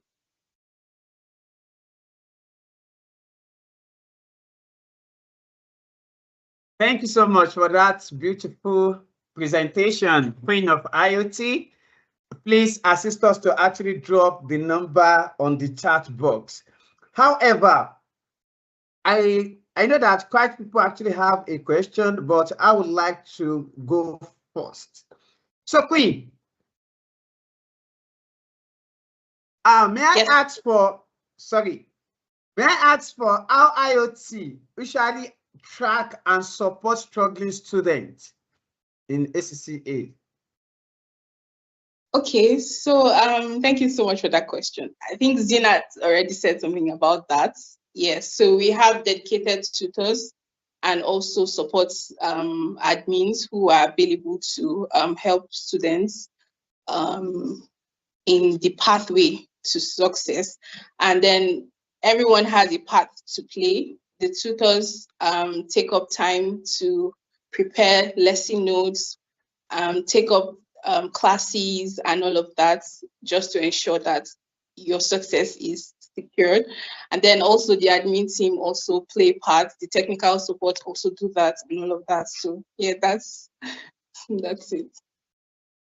Then I see that IoT actually have app. They have app. And how does this app actually improve the students' learning? and how seamless it is to use IoT app. Okay, so yes, we have an app, and this is for both the Apple users and the Android users as well. So you can simply install the app, and then we have video lectures available and all study materials available on the app. So you can study on the go, you can study at your free time and all of that. So it means that you don't have to wait till the weekends to have classes. So the study materials are already available aside the live classes at the weekend. So this means that you can study whenever at your convenience. Okay, if that's actually the case, studying with IoT actually require me to, or study for HTA exam actually require me to have some resources. And in case I actually miss class, what provision does IoT actually have? And is IoT going to also provide resources for me as a student? Okay, yes. Studying for ACCA, you need a lot of resources, and IoT Academy has provided that. Yes, we have quite a number of resources, like I mentioned, on the web and mobile application, on our learning management system, rather. And then you can have access to these study materials. I don't know if I answered your question, please. Yes, you did. Thanks so much. Rachel. Yes, I do have a question, Queen Esther. So from my end, I know we have lots of persons here who are still sitting on the fence and considering, should I join IoT or not? So I'd like you to tell us what makes IoT different from other tuition providers we have around us. What makes us stand out? What makes us unique? Okay, so what makes us stand out and unique is first our approach to learning. We have carefully prepared, we have a structure for students to learn, and this has helped students in the ICAN. We're using ICAN as a case study right now. So yes, we've helped with this, has helped, the structure we have in place have helped students. I know that I don't know how to put this, but there are some tuition centers rather that do not have all that we have provided for students. Seeing that we have video lectures that can help you study. So if you are in transit to work, you can still learn. You don't have to leave your home. You can learn at the comfort of your home. You don't need to go anywhere to learn. And that's like one of the things I think is quite different from other tuition centers. Thank you so much, Queen Esther. Personally, for me, that's what also stands out.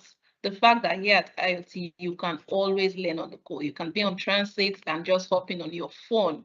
All videos are accessible on your laptop and on your phone as well. You can even be at work and maybe you have an hour break. You can quickly take 30 minutes out of your break time or 45 minutes just to access your videos, go through your materials or watch recorded sessions of your class.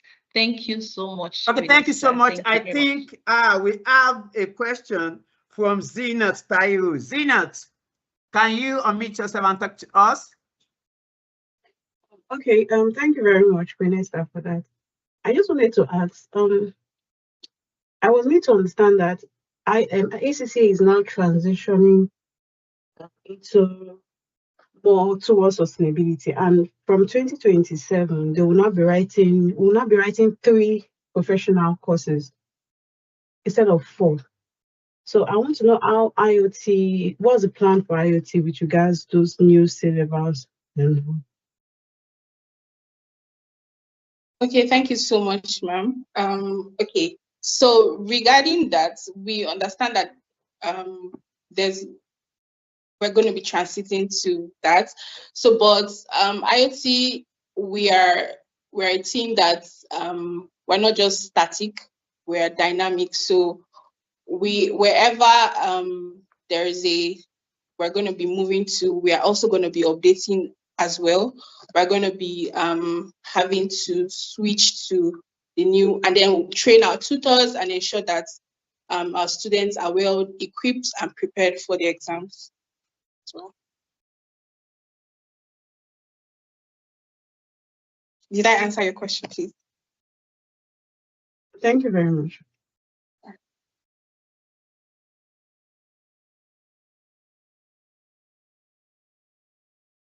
Okay, I think there's also a question for Zinat. There's a question for you in the chat. Maybe you missed it. Let me read it out. Please, last question for Z. What is your advice for someone who has not stepped into the pool of ICAN but wants to swim the ocean of ACCA? Like I said, maybe I've not said it. The sky is very big for everyone to fly. Even a secondary school student can start ACCA. It's now depends on your determination and how you want to grasp the concept quickly. It's a very old. My hand is slower. Okay. It's a whole new game. It's different from ICAN. We are more towards utilization. And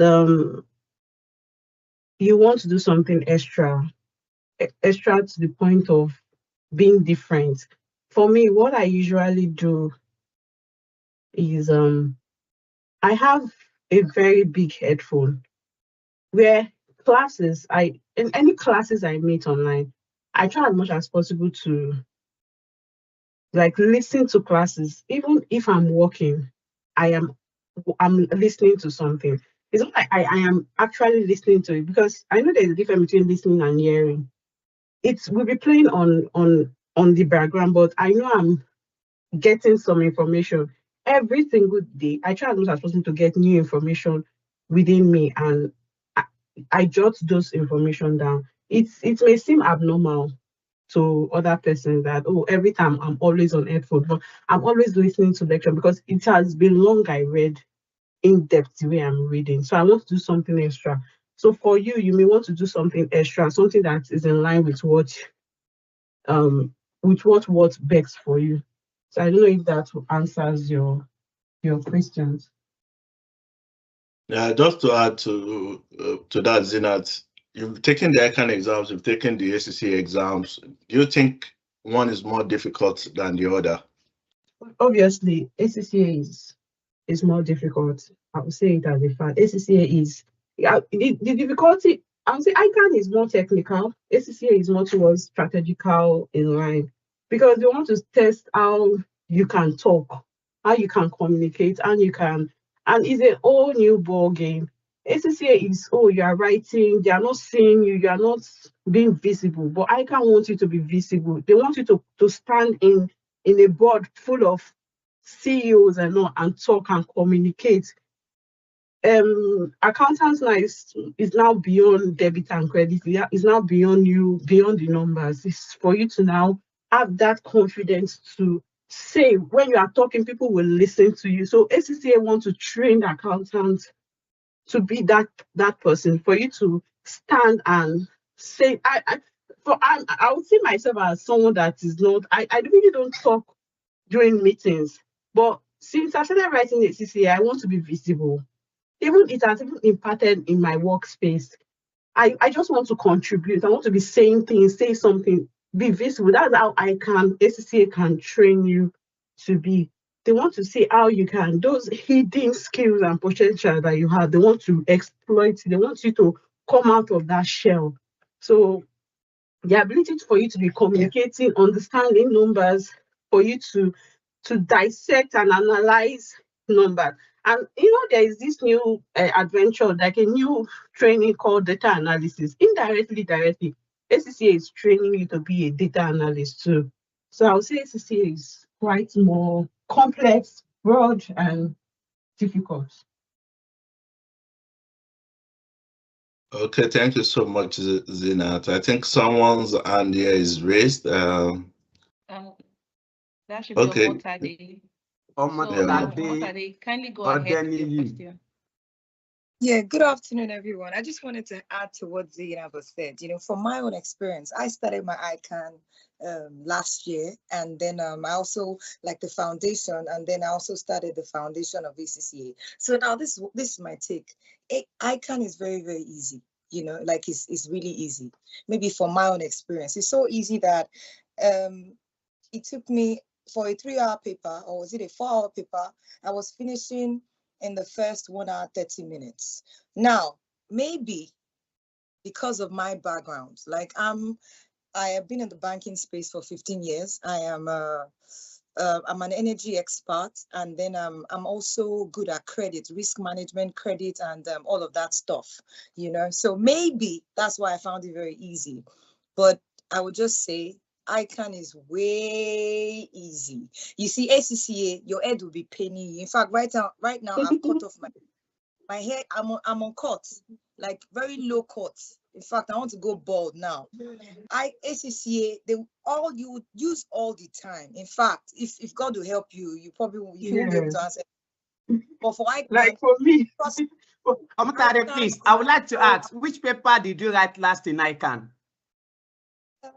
It was foundation. I can't remember those. I think business environment. One was management. That is why, if it is skills and professional, it's going to be a different story. But then again, if you say it would be a different story, the foundation has already shown you that it would just be a little bit, it can't be different from what foundation is, because it's the same ICAN. But trust me, ACCA, I know, is hard from foundation to the end. So that's what.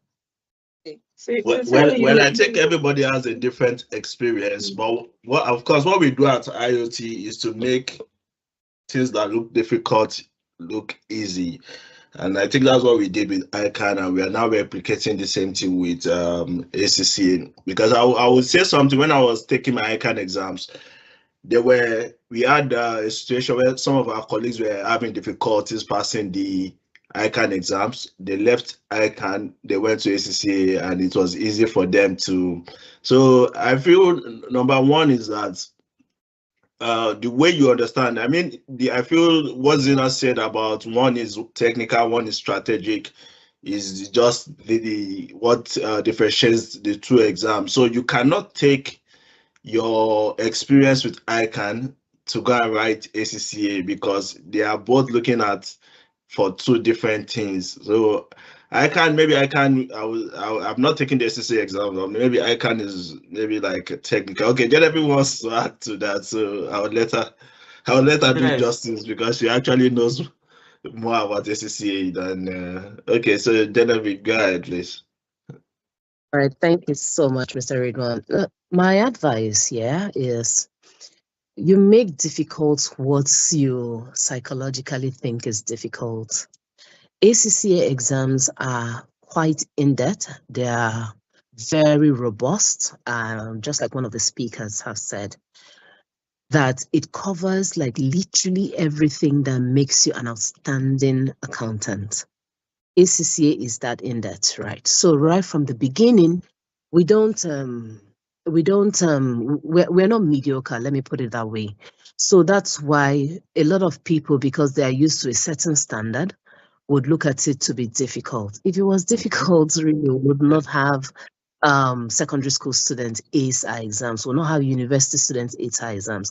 So I think it has more to do with the mindset, and it also has to do with the myth of what you hear, you carry that on, and automatically it becomes difficult. So exactly. To me, depends on what you want to achieve, you put your mind to it and you really can achieve it. You're looking for value, so you get value with ACCA. Yeah, that's that's absolutely right. I can't agree less with you on that, Genevieve. Thank you so much for bringing that up. So I think two people here have questions. I would like Ejiro Dama. Go ahead, Ejiro Dama. The discussion has further opened some questions. Yes, I guess. Now getting interesting. So Ejiro Dama, can you go ahead? Unmute yourself. Good afternoon again. Can you hear me, please? Yes, we can. Now, my I believe, I know fully well that everyone here has gone through ICAN and ACCA. My own, my own, my question is this. Now, as an individual who wants to start, I did ATS then some time ago, but now I am working, combining work, and I am looking at aiming towards having ICAN and ACCA simultaneously.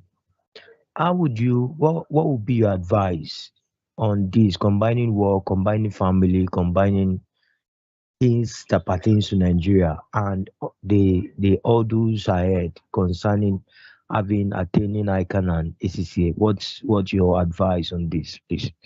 That's my question.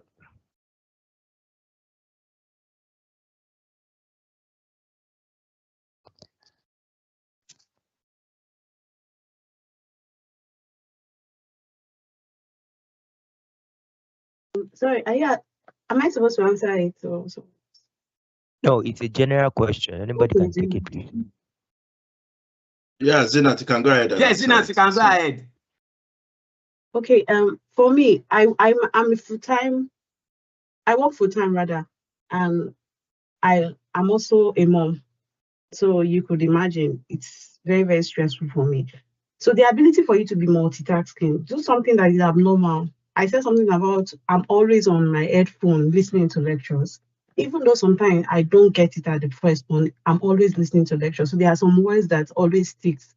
So it may be abnormal for you, but I just wanted, what I want is for me to just ace my ACC at a go, and I don't get to come back and write it, because it can be very demotivational when you fail that ACC.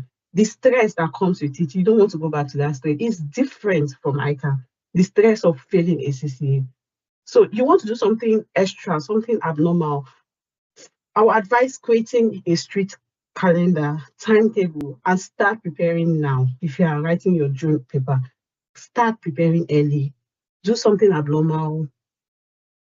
Even if it's going to, it means sacrificing your social life for the now, but you know what you want to do it. For me, I don't have social life now. For now, I don't have social life. It is out of the way. I just want to ace my ACC and be done with it. So that's if you can do something abnormal, something extra, something that you know work best for you, to also help. I hope that helps in answering your question.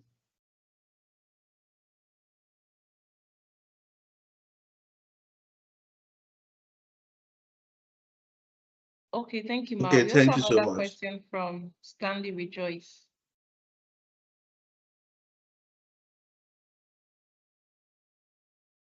Hello, Stanley, are you here?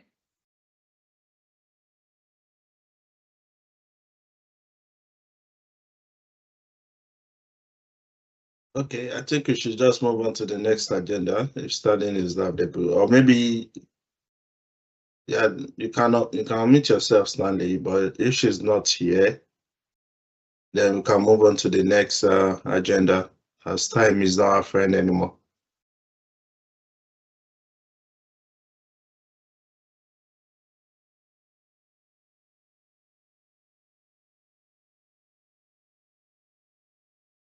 So the next agenda we have here is our roundtable discussion. So we Which is have actually from student to global professional. So now, everything that we have actually been saying has always been exam, exam, exam, how to navigate, how to do this, is always within the classroom. So let's talk beyond the exam, and let's talk about the professionals that you become. Rachel. Okay, Mr. Abdul Wasil Ianda, I believe you're here, and Mr. Deyemi, then lastly, Mr. Sahid.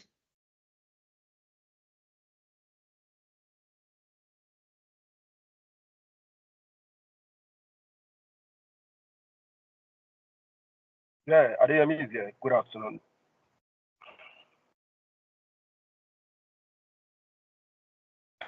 Can you hear me, please? Yes, sir, we can hear you. Okay, should I go on? Mr. Said Akambi, please confirm that you are here. Mr. Wasinyanda, good morning. Yeah, good afternoon, sir. Yes, I'm here. Thank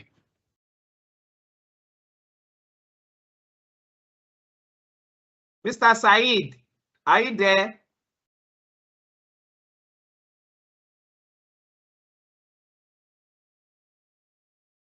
Okay, while we are actually waiting for the other speaker, we would like to continue with our speaker, Mr. Olusegun Adeyemi and Mr. Wasiu Inyanda. So good afternoon, Mr. Wasiu. Good afternoon, Mr. Adeyemi. How are you doing today? Mr. Wasiu Inyanda, in nothing more than 60 seconds, please introduce yourself. Okay, good afternoon, good evening, good morning, everyone, whatever you're joining us from. My name is Abdulwasiu Inyanda, and I'm a qualified chartered accountant, both in ICAN and also a member of ACCA, and also have SEMA. I currently work as a management reporting lead in in public sector, and I also lecturer advanced audit and assurance at IoT. So it's nice to meet everyone. Thank you so much for that. Mr. Adeyemi. All right, good afternoon once again, everyone. My name is Olusegun Adeyemi. I'm a chartered accountant from both the ICAN and ACCA wing, and also I'm a chartered banker, and I am a banker, right? Yeah, and I work in a bank, and I'm a lecturer in the IoT Academy Tuition Center, where I take the advanced financial management. That'll be all for now. Yeah.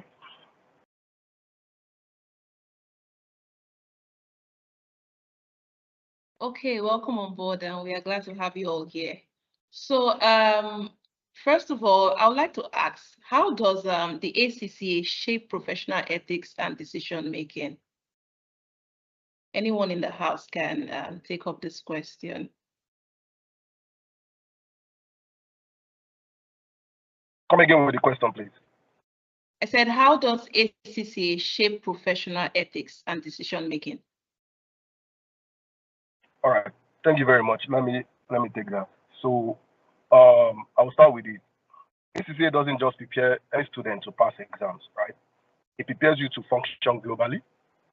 It enables you to think professionally and stay relevant in a changing world.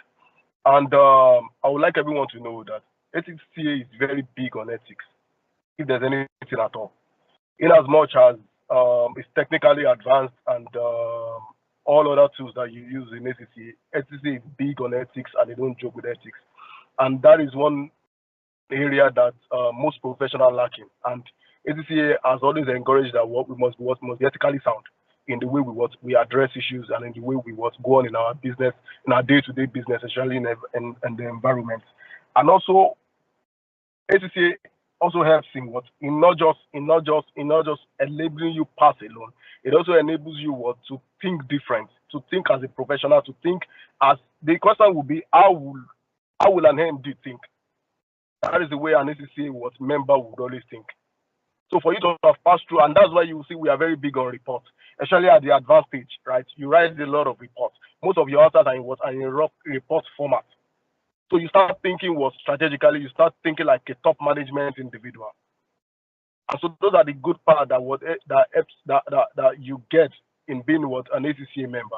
And you have that confidence because you're not a global professional. You're not just a local practitioner. For you to have reached through the ACCA, it means that you've known more about the IFRS environment and all other broader global standards that are applicable to the accounting profession. So those are the good part of being an ACCA member and passing through the ACCA program.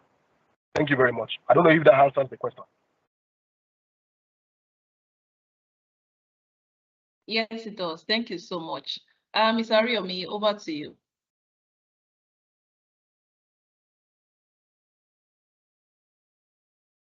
Okay, thank you so much. I would like to actually direct this question to Mr. Inyanda Abdulwasiu. So, Mr. Inyanda Abdulwasiu, from your experience being a chartered accountant in the two global institutions, From your experience, where do ICAN and ACCA actually complement each other? And also, how can one maximize the benefits? All right, thanks so much, Mr. Riomi. So it's actually what complement what each other, because maybe I also started from what from ICAN, and some of us who can remember then, even before writing what ACCA then, as ICAN student, we are used to the ACCA syllabus, because I can remember majority of us who still use Kaplan and what BEP then as well to Really? prepare for So that is the secret now. So even to be honest, there's no both of them operate at the same syllabus, but the major difference to me is just the structure of the exam. Because, and I'm sure that some of us will agree with that, even I personally know BEP and Kaplan, and maybe someone that have taken ACCA before as well. These are the top tuition in terms of what they provide ACCA material. So it complements each other, because the standard is the same. IS 36 in ICAN is the same with IS 36 in ACCA. But it's just the structure of the exam, the way they present it to each other. And just like what Madam Zinat has made mention of, I think in ICAN and an ACCA, I believe that it is more technical. Just like, for example, I'm also a CIMA member. So, but I can remember the way CIMA asks IFRS question then is a little bit more, is different, because in CIMA then they are not really focusing on the technicality. And just like what Zina make mention about, at least ACCA is more of theoretical, like maybe it's 80 or 70%, but ICAN is more technical. Because I can remember maybe some of us that you are still doing ICAN or you have done ACCA. At least ACCA will not require you to prepare consolidated statement of financial position at the professional level. And I can remember when I was taking my SBR then, there's no word. They didn't ask us prepare consolidated statement of financial position. But at least in ICAN, that's always the number one. So you can remember the level of stress that you go through preparing the whole of the financial statement. But ACCA didn't ask that. So, but it's more of theoretical part. So they complement each other, but it's just the way of approach of I can remember when I was doing my CIMA case study. It's different from from ICAN case study. It's different from from ACC as well. So to be honest, just to wrap up the question, they complement each other, to be honest. So because the syllabus is is the same, but it's just the approach. CIMA don't really ask us more calculation. But I can remember when I was taking my ICAN case study, it's more of calculation, different option. So, but it's still the same syllabus, just like someone say, it's a common sense sometimes to pass some of this exam. And that's why my Mr. DM also make mention on the ethics part. There's not any professional exam that they really stress more on ethics. You can't even escape it. So Mr. Yoma, it's complement each other. I can't even I don't even know where to join. Thank you, sir. Thank you so much for that. Okay, before I actually hand it over the mic, I would like you to really pass the mic to Mr. Olusegun Adeyemi. Mr. Olusegun Adeyemi, how are you, boss? I'm fine, thank you very much. Good afternoon. So, Mr. Adeyemi, at what point did you personally realize that ACCA is more than just passing exam, and that it is actually shaping how you think and operate professionally? For God so loved the world, you are a professional and also a tutor. So at what point did you realize that ACCA is more than just passing exam? Because if you really look at what people are doing, even in ICAN and ACCA, many just want to pass the exam and get that certification.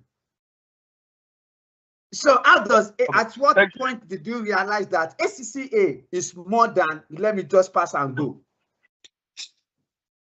All right.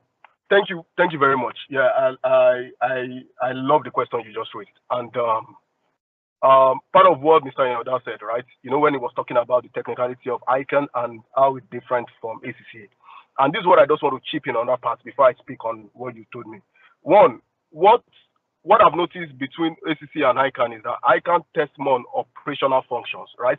And you agree with me that in advanced performance management, there's something we call tactical level, there's something we call operational level, tactical and strategic level, right? And part of how they complement themselves, let me just buttress that, right? ICAN mostly deal with operational and tactical. That's why you see so many questions on prepare account statements, prepare this, prepare that. Those are operational and tactical level business decision making, right? Where you just punch in numbers and the likes. But ACCA builds you on strategic level, in thinking like a CFO. Thank you. You start thinking like a what? You start thinking like a CFO. You start thinking like a top management individual, and that's what I was saying. And in the sense that when you start thinking like that, it shapes the way you work. One, it builds your confidence. Two, what does it do again? It helps you what? It helps you have this deep exposure of how the business environment works. So if with this understanding, working with a high confidence level, working as an exposed individual, that knows more about not just the Nigerian landscape, but the business landscape across Nigeria, you start talking like a professional. You start talking like a top management person, and that is what every company, that is what every business is what they are looking for. They want to see someone who has that high confidence, that when you speak with the right jargons in the sense that you speak with the right language of a professional accountant, in which ACCA infuses that into the learning. So in all of this I've said, one of the good things that I learned about ACCA, and you agree with me, ACCA is different from ICAN. ICAN can go and bring up one past question. If you are good with past question, it's easy to pass ICAN. You can go and bring in one 1990 question word for word, and you will see the exam play out, and you will write it. That's what does to pass. But ACCA doesn't repeat question. And what does that bring to you? It brings to you that for you to pass ACCA, it means that you actually studied. Their questions are not always this. You actually studied, you actually went through the drill. And for you to study and pass, it means that you know it upstairs, right? I was an ICAN student when I passed ICAN, though I passed ICAN in one sitting. When I wrote ACCA, I enjoyed ACCA because why? I had to go back to learn those fundamentals, because when we did ICAN, we were cramming to pass. But in ACCA, we read to understand. I don't catch you. And we were cramming to pass. But when we wrote ACCA, when I wrote ICAN, I wrote in one sitting, but we passed question. I could write ICAN and pass in one sitting. But in ACCA, I sat down, I studied all those things I did not get in ICAN. Back. And to God be the glory, at ACCA level, I was top 2 best Nigerian students in 2 courses, at the AFM and at the APM. So I can literally tell you that. And I was in banking. I was working nothing less than 12 to 16 hours. And I'm a parent also. So to that man that was asking a question, how do you manage working? How do you manage study and everything? I'm just trying to tell you that I'm encouraging you that I was a banker, and you agree with me that banking takes a lot of hours daily, right? I was a banker. I'm a banker. But you are getting the money now. And you get the money. Well, if that's what you think. And also, I was able to finish ACCA, and I came out as 2 best Nigerian students in 2 courses. So it's possible. It's just intentionality. Be intentional, and you will skate through. Thank you very much. And Mr. Ariam, let me also add to that as well. Sorry. So in terms of what, at least the question is what beyond exam. And I think I usually have what mindset, and it's usually work as well, that no matter any word, any country I find myself, so far that they are using word IFRS and words ISA, and God is on my side, I'm always going to want to escape. So what am I trying to say in essence is that, and that's why, at least from my background, is more of what those two, audit and accounting, because I also have the opportunity of working as what IFRS consultant. So far the country is using IFRS and they're using what ISA. I'm always going to. What am I trying to say in essence is that, what we are discussing about is beyond exam. So see it as what is like a lifeline that you are going to that you are going to use, whether ACC or what or ICAN. So far that they are not changing IFRS 5. And let's say I'm in Hong Kong now. So unless say Ocon is using IFRS 5, I know that I'm still it's still something I can do.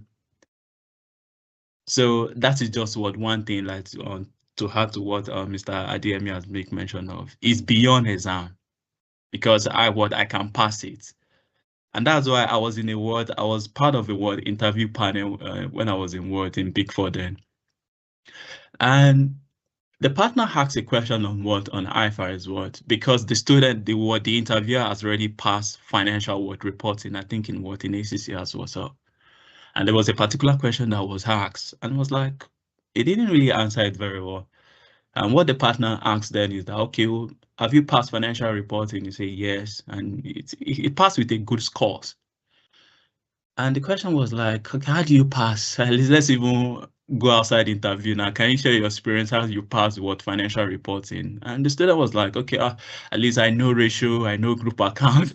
And I read the theory. You understand what I'm trying to say? And to be honest, whether at ICAN or at ACCA, for financial reporting point of view, group account ratio, and those are the key area and the theoretical framework. But at least you have you have the result, you pass financial reporting at a good score. But at the interview stage now, it's just a simple question, just like someone asking for indicators of impairment. Just tell us what indicators of impairment. And there's not anybody preparing for financial reporting. Like those are common standard that everybody expected to, especially on non-current asset. So have it at the mindset as you're going through this the professional exam, whether you have the background before, or some of us are just coming new, that it is beyond, because these are international standard.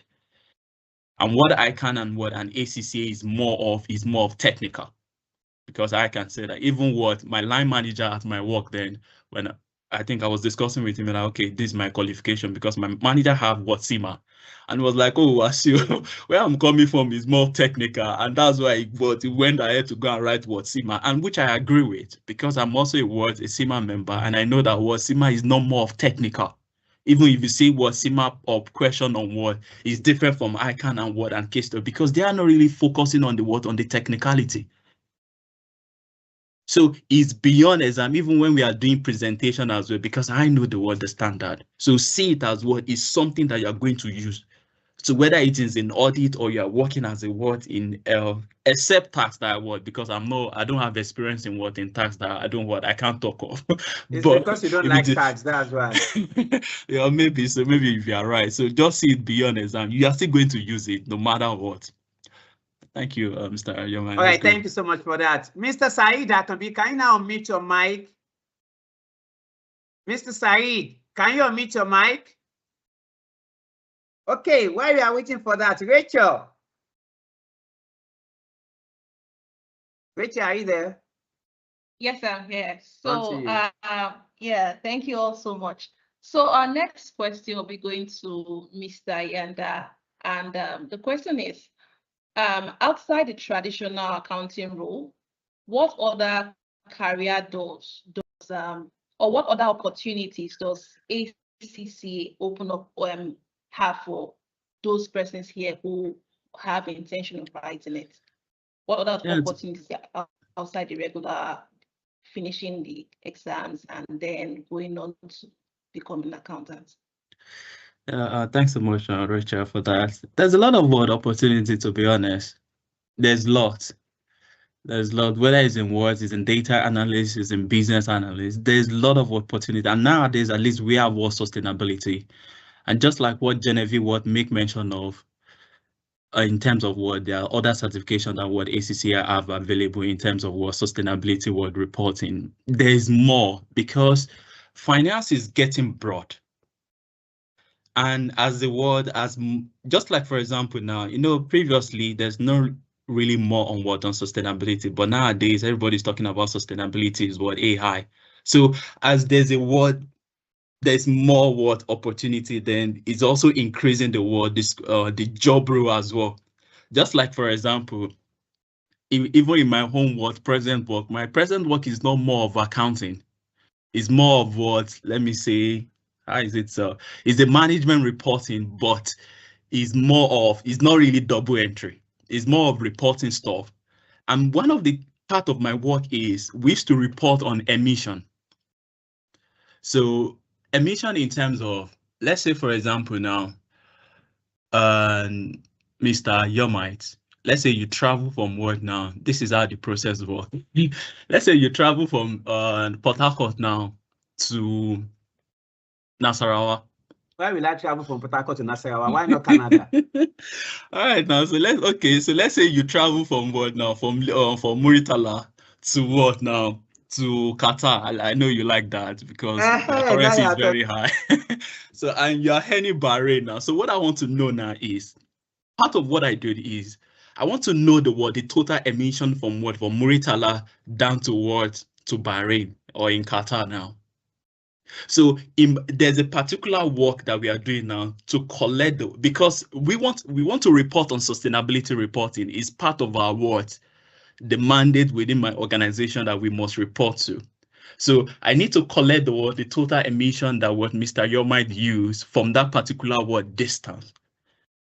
And now, where am I going to now is, based on the policy of the organization, if Mr. Yomite want to book flights now, you don't need to just go on go online and book it by yourself. No, we have now. We have like a provider, we call it CTM, that you go online, you book. Then that particular organization now will provide us the data, and it is feeding into our own Power BI report. So you can see now that there's another job creation now indirectly, because there's someone that is reporting that data that, oh, this is the total emission that is based on the distance that Mr. Yomite would cover. And you can see now this is not really finance, but it sits within FP&A. And it's something that we must report. This is not double entry. This is just you collecting the emission data, and then every month we report it to the management that, oh, this is how we are making the world to be better. You understand? So you can see that there's no double entry here. There's nothing like double entry. It's just you collecting the data, then we present it. Then we have a target as well. That, oh, this is because we are trying to go forward. At least every organization, Nigeria is part of it, majority of the country towards net zero, Abby. But maybe US president is not interested in that. So you can see now that this one is what I'm just saying now, that this is part of my work. It's not double entry at all. So even a non-accountant within my team, it's not a must that you must have a accounting background, because this is not double entry. So what I'm trying to say now is just to bring that emission now, and is what is within FP&A. So we within FP&A, we also have the sustainability team. So whether you're a chartered accountant or you're not a chartered accountant, and to me personally, I'm a chartered accountant, but my work is not really accounting anymore. It's more of what you report is accounting, but I'm not starting the work from the beginning. It's more of reporting. So there are some of my colleagues within FP&A, they will post the journal to SAP. Okay, that's so. Then my own now is to present it to the management. And part of what I'm presenting to them is what I'm presenting emission. And emission is not double entry. All right, now so that's just it, Rachel. There's a lot of road that you can do apart from the normal day-to-day. Just be open and be ready to learn. The sky is not the limit sometimes. Okay, thank you so much for that. I do really enjoy this. And now we'll be throwing a question to both of you and anybody that catches it. The question is, what is the biggest mistake that students make during their ACCA journey that later affect their professional growth? Yeah, I'll give it to Mr. Let me speak on that. If you don't pick it before, I will give it to you. No, Mr. DM is my brother. No, it's Mr. DM that I mean. Okay, so you said what was one of the greatest mistakes that ACCA students do and they end up regretting later, right? So yes. No, that's really affect their professional growth. Okay, one of the things that ACCA members do that really affect their professional role. Let's restrict it to on the professional journey of writing the exam. Let me start with that. So one of the things is thinking like it's every other exam that they've written before, so they can always wing it. One. Let me repeat that again. Thinking is like every other exams they have always written before, and they can always wing it. As I've said earlier, you can write ICAN you don't need to reach too much, and you can pass. I am a testifier to that. I can tell you that, you know, for some of us that wrote SFM in ICAN, right? You know how somehow that exam can be, right? If I tell you that I only read 6 topics for SFM, only 6 topics, and I went to write the exam and I passed over 60%. And what did I do? I went to I picked maybe 12 diets, started checking, what comes out in May, what comes out in November. When I was able to get the ones that come out in May, maybe consecutively back to back, I just focus on those subject areas, and I picked only 6 topics. I mastered those 6 topics, and I went to pass the ICAN exam. But in ACCA is a different ballgame.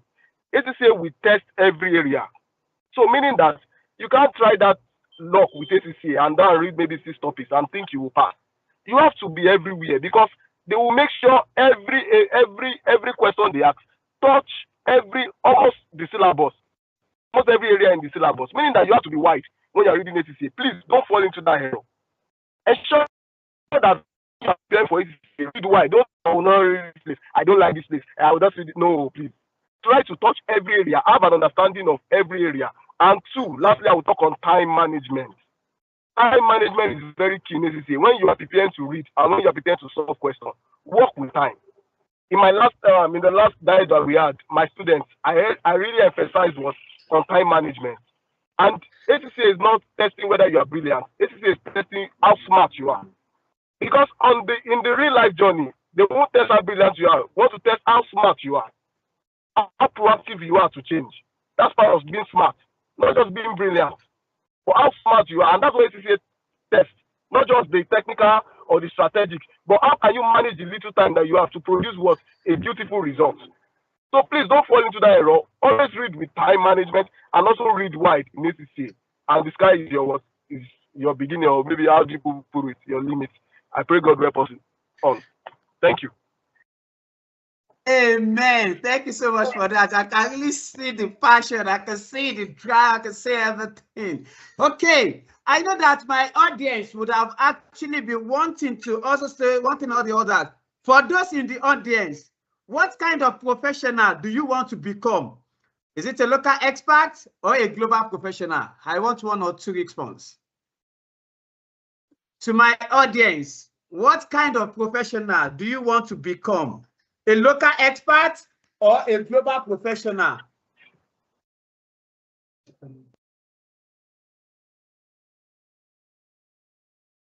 And Mr. Yomite, just to add to the question that you asked now. And I can remember. Are you my audience? No, it's just a knowledge sharing. Are you my audience?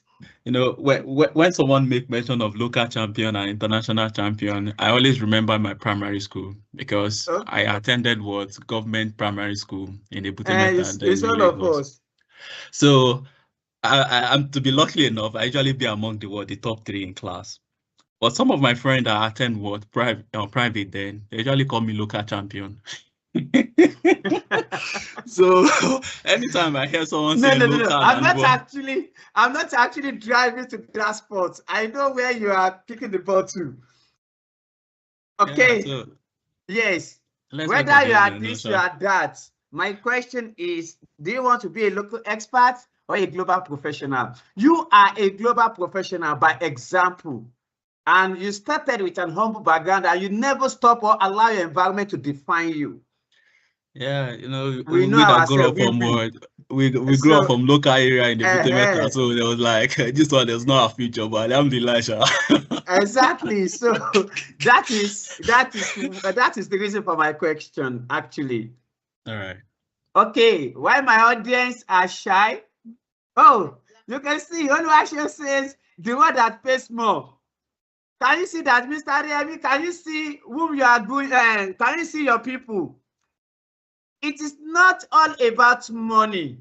It is about what you can also offer. It's all about your expertise, your technical competency. The money will come free-flowingly without you laboring for it, without you having to be begging for it. Many professionals today have become their organization laborer. They have even become a dog in the organization, all because they could not even make it up to that level. People will tell you that it is not certificate, it is not this, it is not that. Come on, knock yourself. Without having a certificate that could also open the door or give you that credential, one is not really doing well as an accountant. So not the one that pays more. Okay, we have the question. Rachel, on to you. Okay, so we'd like to say a very big thank you to every one of our panelists. And before we let you go, we'd like you to share your parting words, Mr. Yanda, Mr. Adeyemi, your last words to the house before you leave.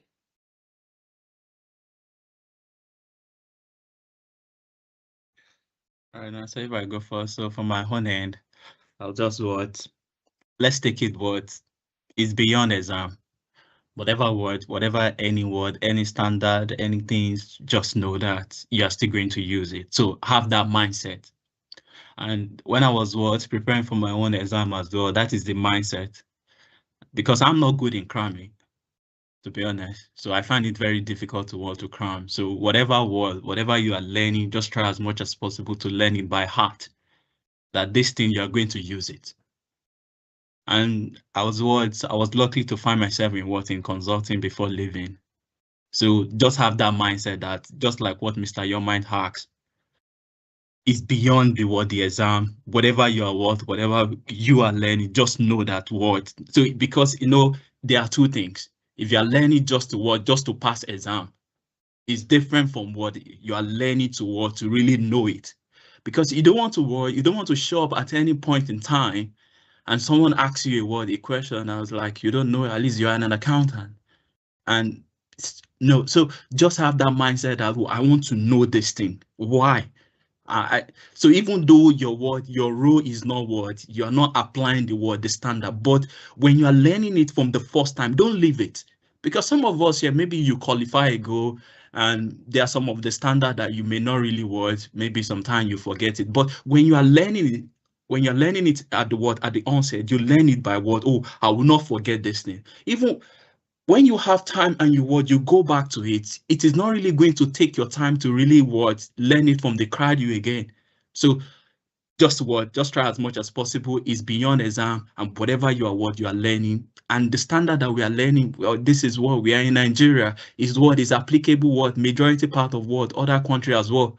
So the standard that we have in Nigeria is also the same thing. And just like if maybe some of us that we are from Nigeria here, in the sustainability S1 and S2, at least our stock market in Nigeria is is one of the big advocate of S1 and S2 in the whole of Africa itself. So that is also making us at the right position. So don't just forget, just learn it by heart. And I pray that God will make everything easy for us. So thank you, Mr. Yomai. Thank you so much, sir. I love that it's beyond the exam. Don't just belong to the category of la cram, la pour, la forget. Beyond the exam, what else are you going to do? So, Mr. Adeyemi, your last words, please. Okay, let me start with this. Yanda, Mr. Yanda, yes, I said most of what I have in mind, but I want to encourage someone here that was still thinking of maybe writing the ACC or not to write the ACC. This is what I want to let you know. One, don't allow people tell you, disrupt what you have in mind for yourself.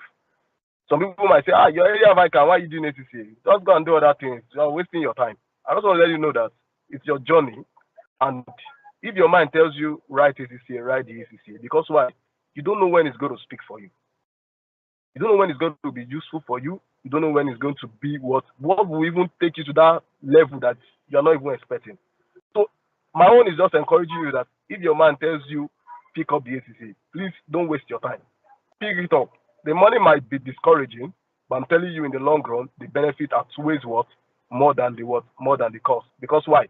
There is no amount of waste or amount of money you can invest in your human capital development that will not produce useful results in the long run. So I'm encouraging you, if your mind says you should start the ACC, start the journey and don't waste time. Don't procrastinate. God help us all. Thank you very much. Thank you so much, sir. The benefits far outweighs the cost. So one thing is clear, ACCA doesn't just give you a qualification, it gives you confidence, it gives you credibility and global language. The real question now is not what ACCA can do for you, but what you're becoming while pursuing it. So thank you to our panelists for these powerful insights. We'll be moving on to the next session. Thank you, everyone. Thank you so much, the panelists. It is actually a good interaction with you. Thank you. I'm more further to able. So, my dear all, as we all know that learning today is not just about content, it is about experience. And this would actually lead us to getting to know more about our robust LMX with the one and only IT expert, the new ROD, and the new masters in the city.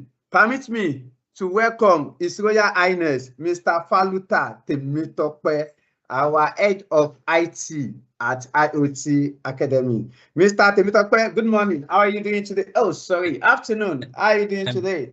MSc Royal PhD. Majesty. Okay, MSc PhD, help me. Let's go. So I think I also need to go back to school. Maybe this BS is not Honestly, enough anymore. people will judge you are pressing someone. Anyhow. Mr. Temitope, how are you there? I'm fine. Can you hear me? Yes, I can hear you, even though you've not sent in my rice and chicken. It's on its way. Thank So, you. you have the floor. Okay. Good afternoon, everyone. Please, we need to share your screen. Yes, I'll do that. My name is Temitope, and I'll be taking you through LMS on how you can take advantage of our learning management system. So I'll be sharing my screen now.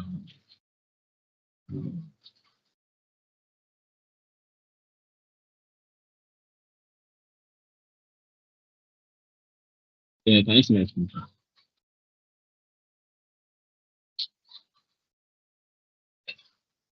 Can anybody see my screen?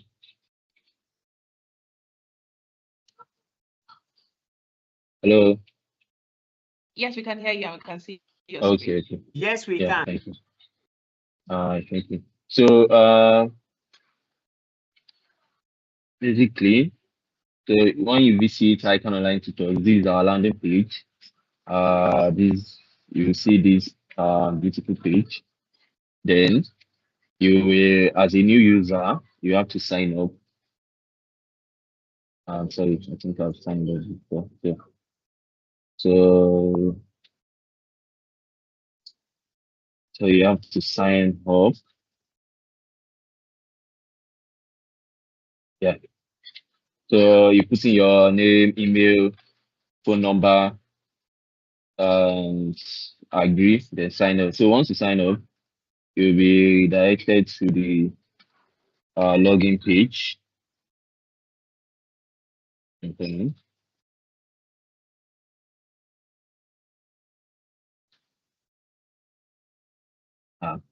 So you'll be directed to your dashboard once you log in.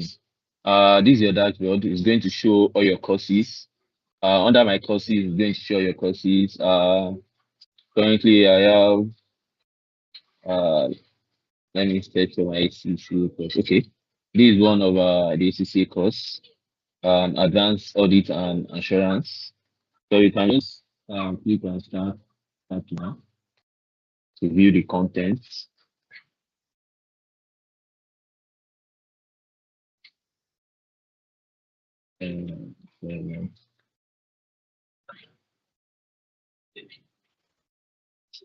Okay, jump now.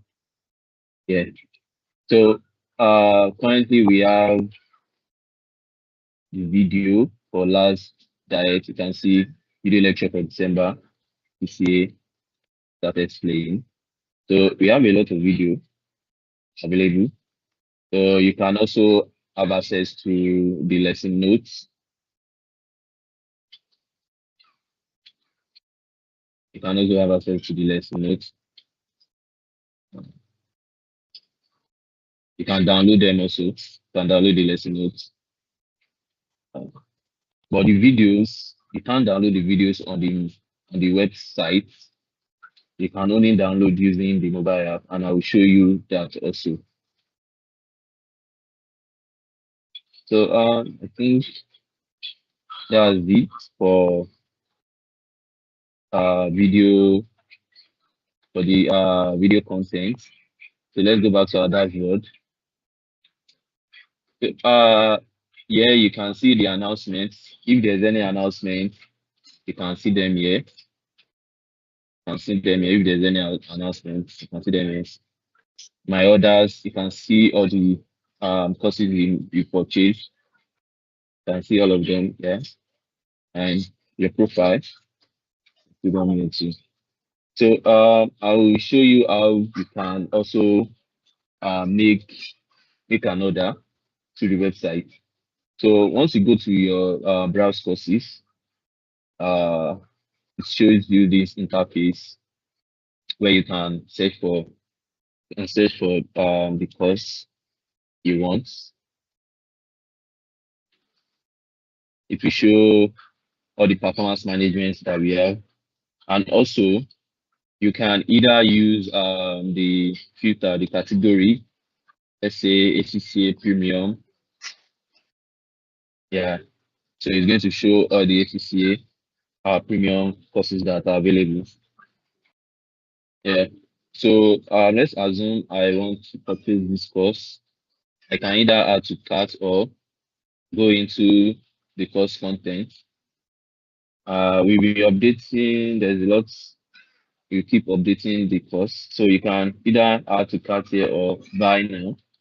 You can buy now to take you to this page, the checkout page, where you can either use pay through PayStart or bank transfer. So this bank transfer, once you are paying through bank transfer, you will send your proof of payment to billing@icanonlinetutors.com or the customer support number, WhatsApp number for confirmation. So once you've done that, you click on confirm. So if you are making payment through credit card, PayStart, automatically your cost will be shown on your dashboard. But if you are making payment through bank transfer, the customer support have to confirm your payment before you can see your courses on your dashboard. So once you've done that, you click on confirm order and it will show you the thank you page. Yeah, so thank you. So from here you can see the information to join. So you will also be added to the WhatsApp group for discussion and all. So you can click here to contact the customer support team for all of that. Then you can go back to your dashboard. And I think that's all for the website. So can give me a minute so I can join with my phone and show you how we can take advantage of the mobile app also. Thank you.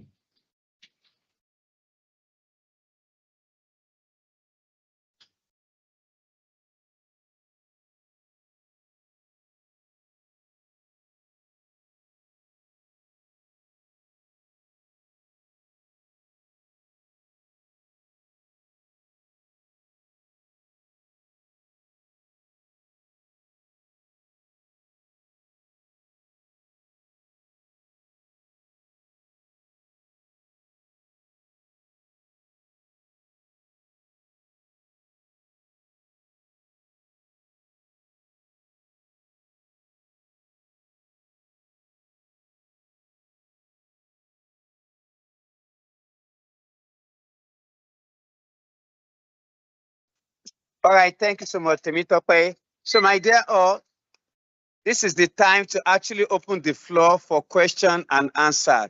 Should you have any question, do not hesitate to signify by raising your hands. The floor is now open for question and answer. Anybody?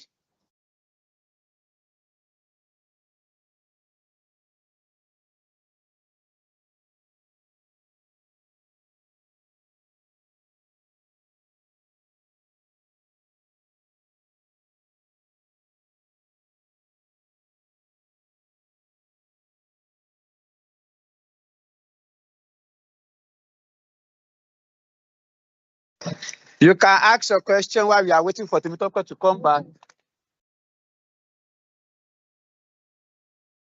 If you have any question, do not hesitate to signify while we are waiting for Temitope to come back.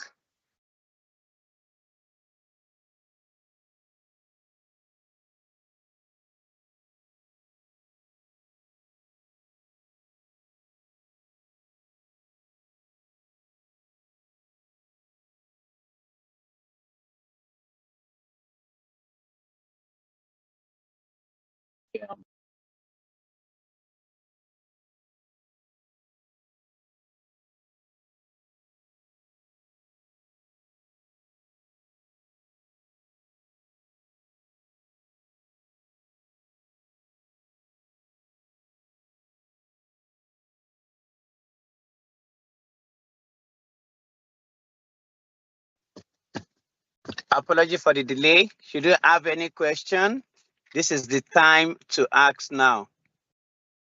Yeah, I'm trying to share my screen.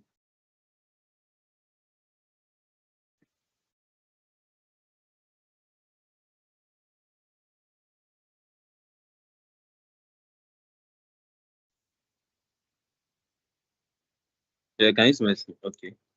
Yeah, so let me go to the mobile app.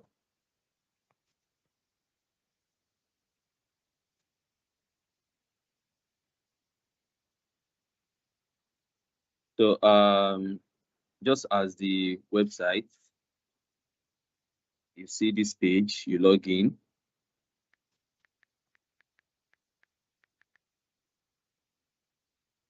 Once you log in, you see this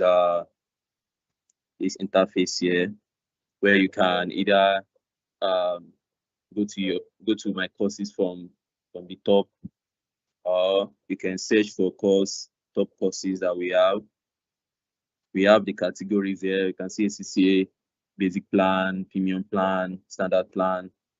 Also, you can use the search icon here to search for courses that you want. Yeah. So you can use the filter here.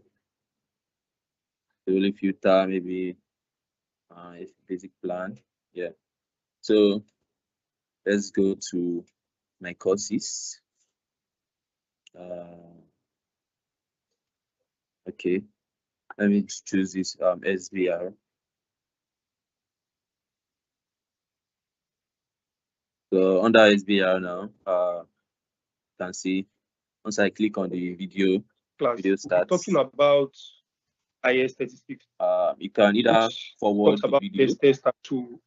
And you can forward it by 15 seconds. Ensure that this experience you can increase the speed to be an engaging if you want. Class, to be an interactive session. And not you just can also view make it full screen.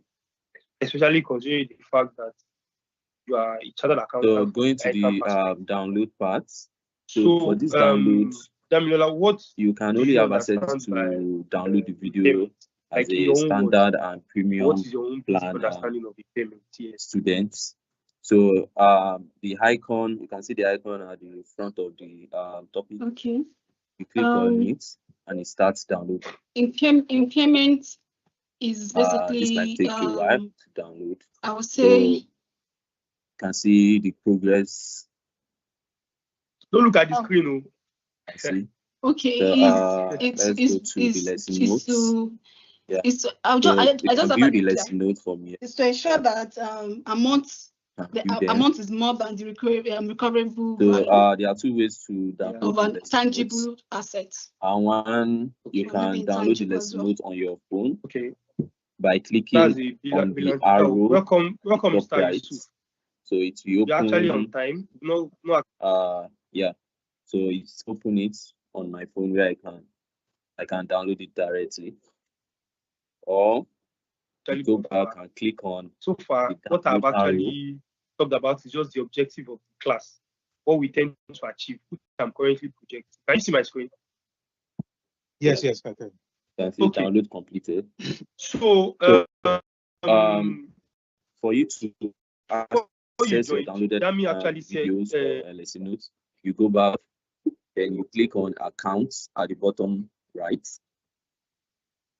You click on accounts at the bottom right. You can see downloads. You click on downloads, and this is the lesson notes that I just downloaded. You click on it, and you'll be able to have access to it offline.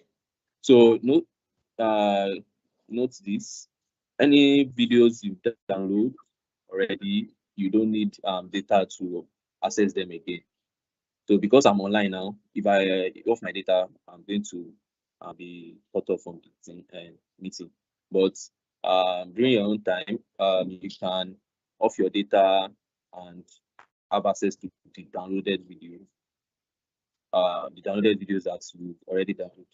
So you can just, as I've shown you before, you come to account. Once your data is off or you don't have data, you come to account and come to download. Even if your data is on, any videos that you've downloaded before won't consume data again once you are watching them and your data is on.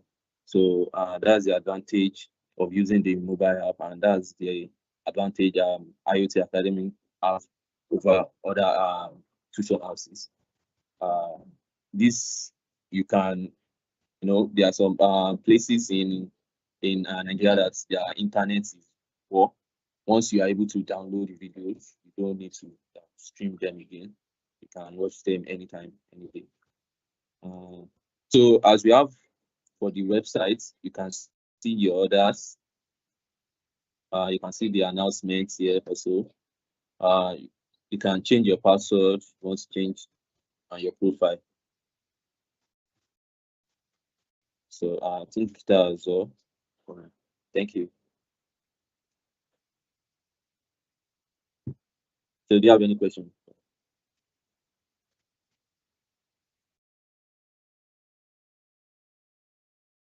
Thank you so much, Mr. Temitope, for the presentation. So is there any question? Any question from anyone? I think Caleb, you had your hand raised earlier. I don't know if it was a mistake or if you have a question.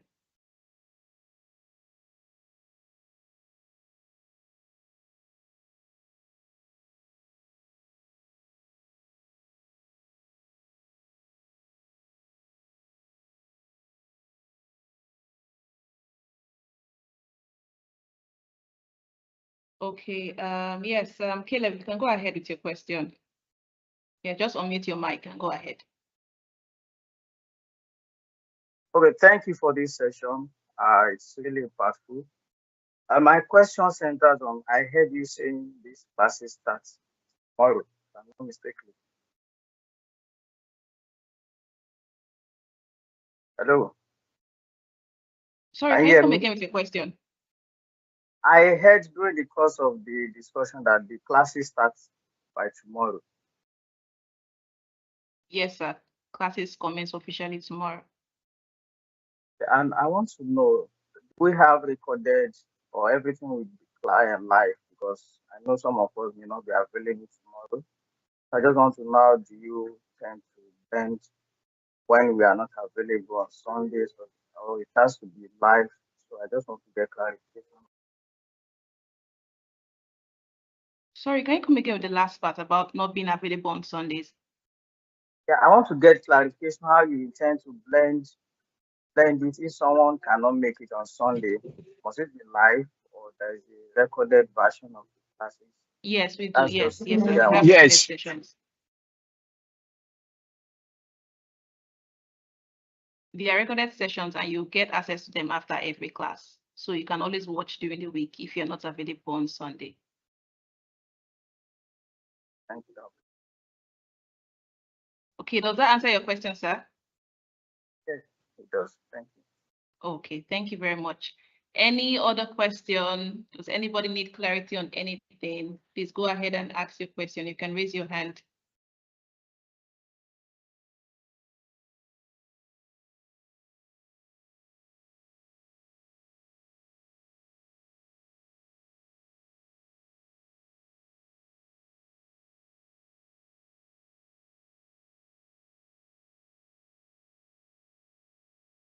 Okay, Mr. Goff. Okay, so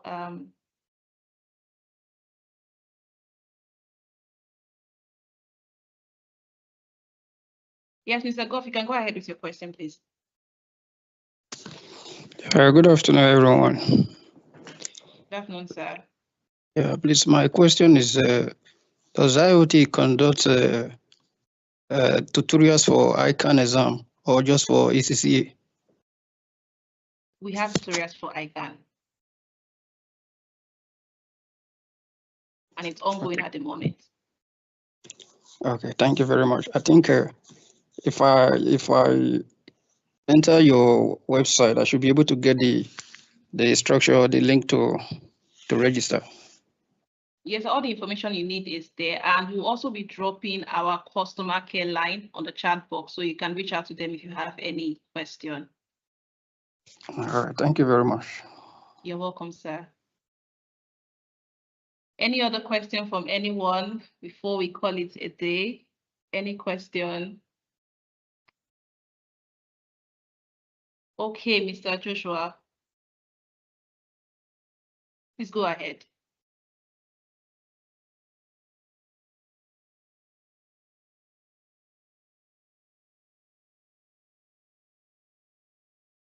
Hello, Mr. Joshua, you can unmute your mic.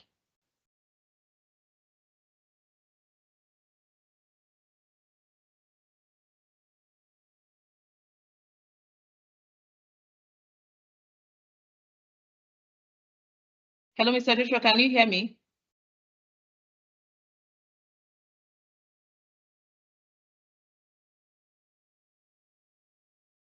Okay, so in the absence of none, I think we just dropped our number in the chat box, and I also get to call it out. 070-4457-6011. So if you have any question, any area you need clarity on, you can always send a message, and our support team will be on ground to help out. You can find the number also on the chat box. Just check the message box. You will actually find it there.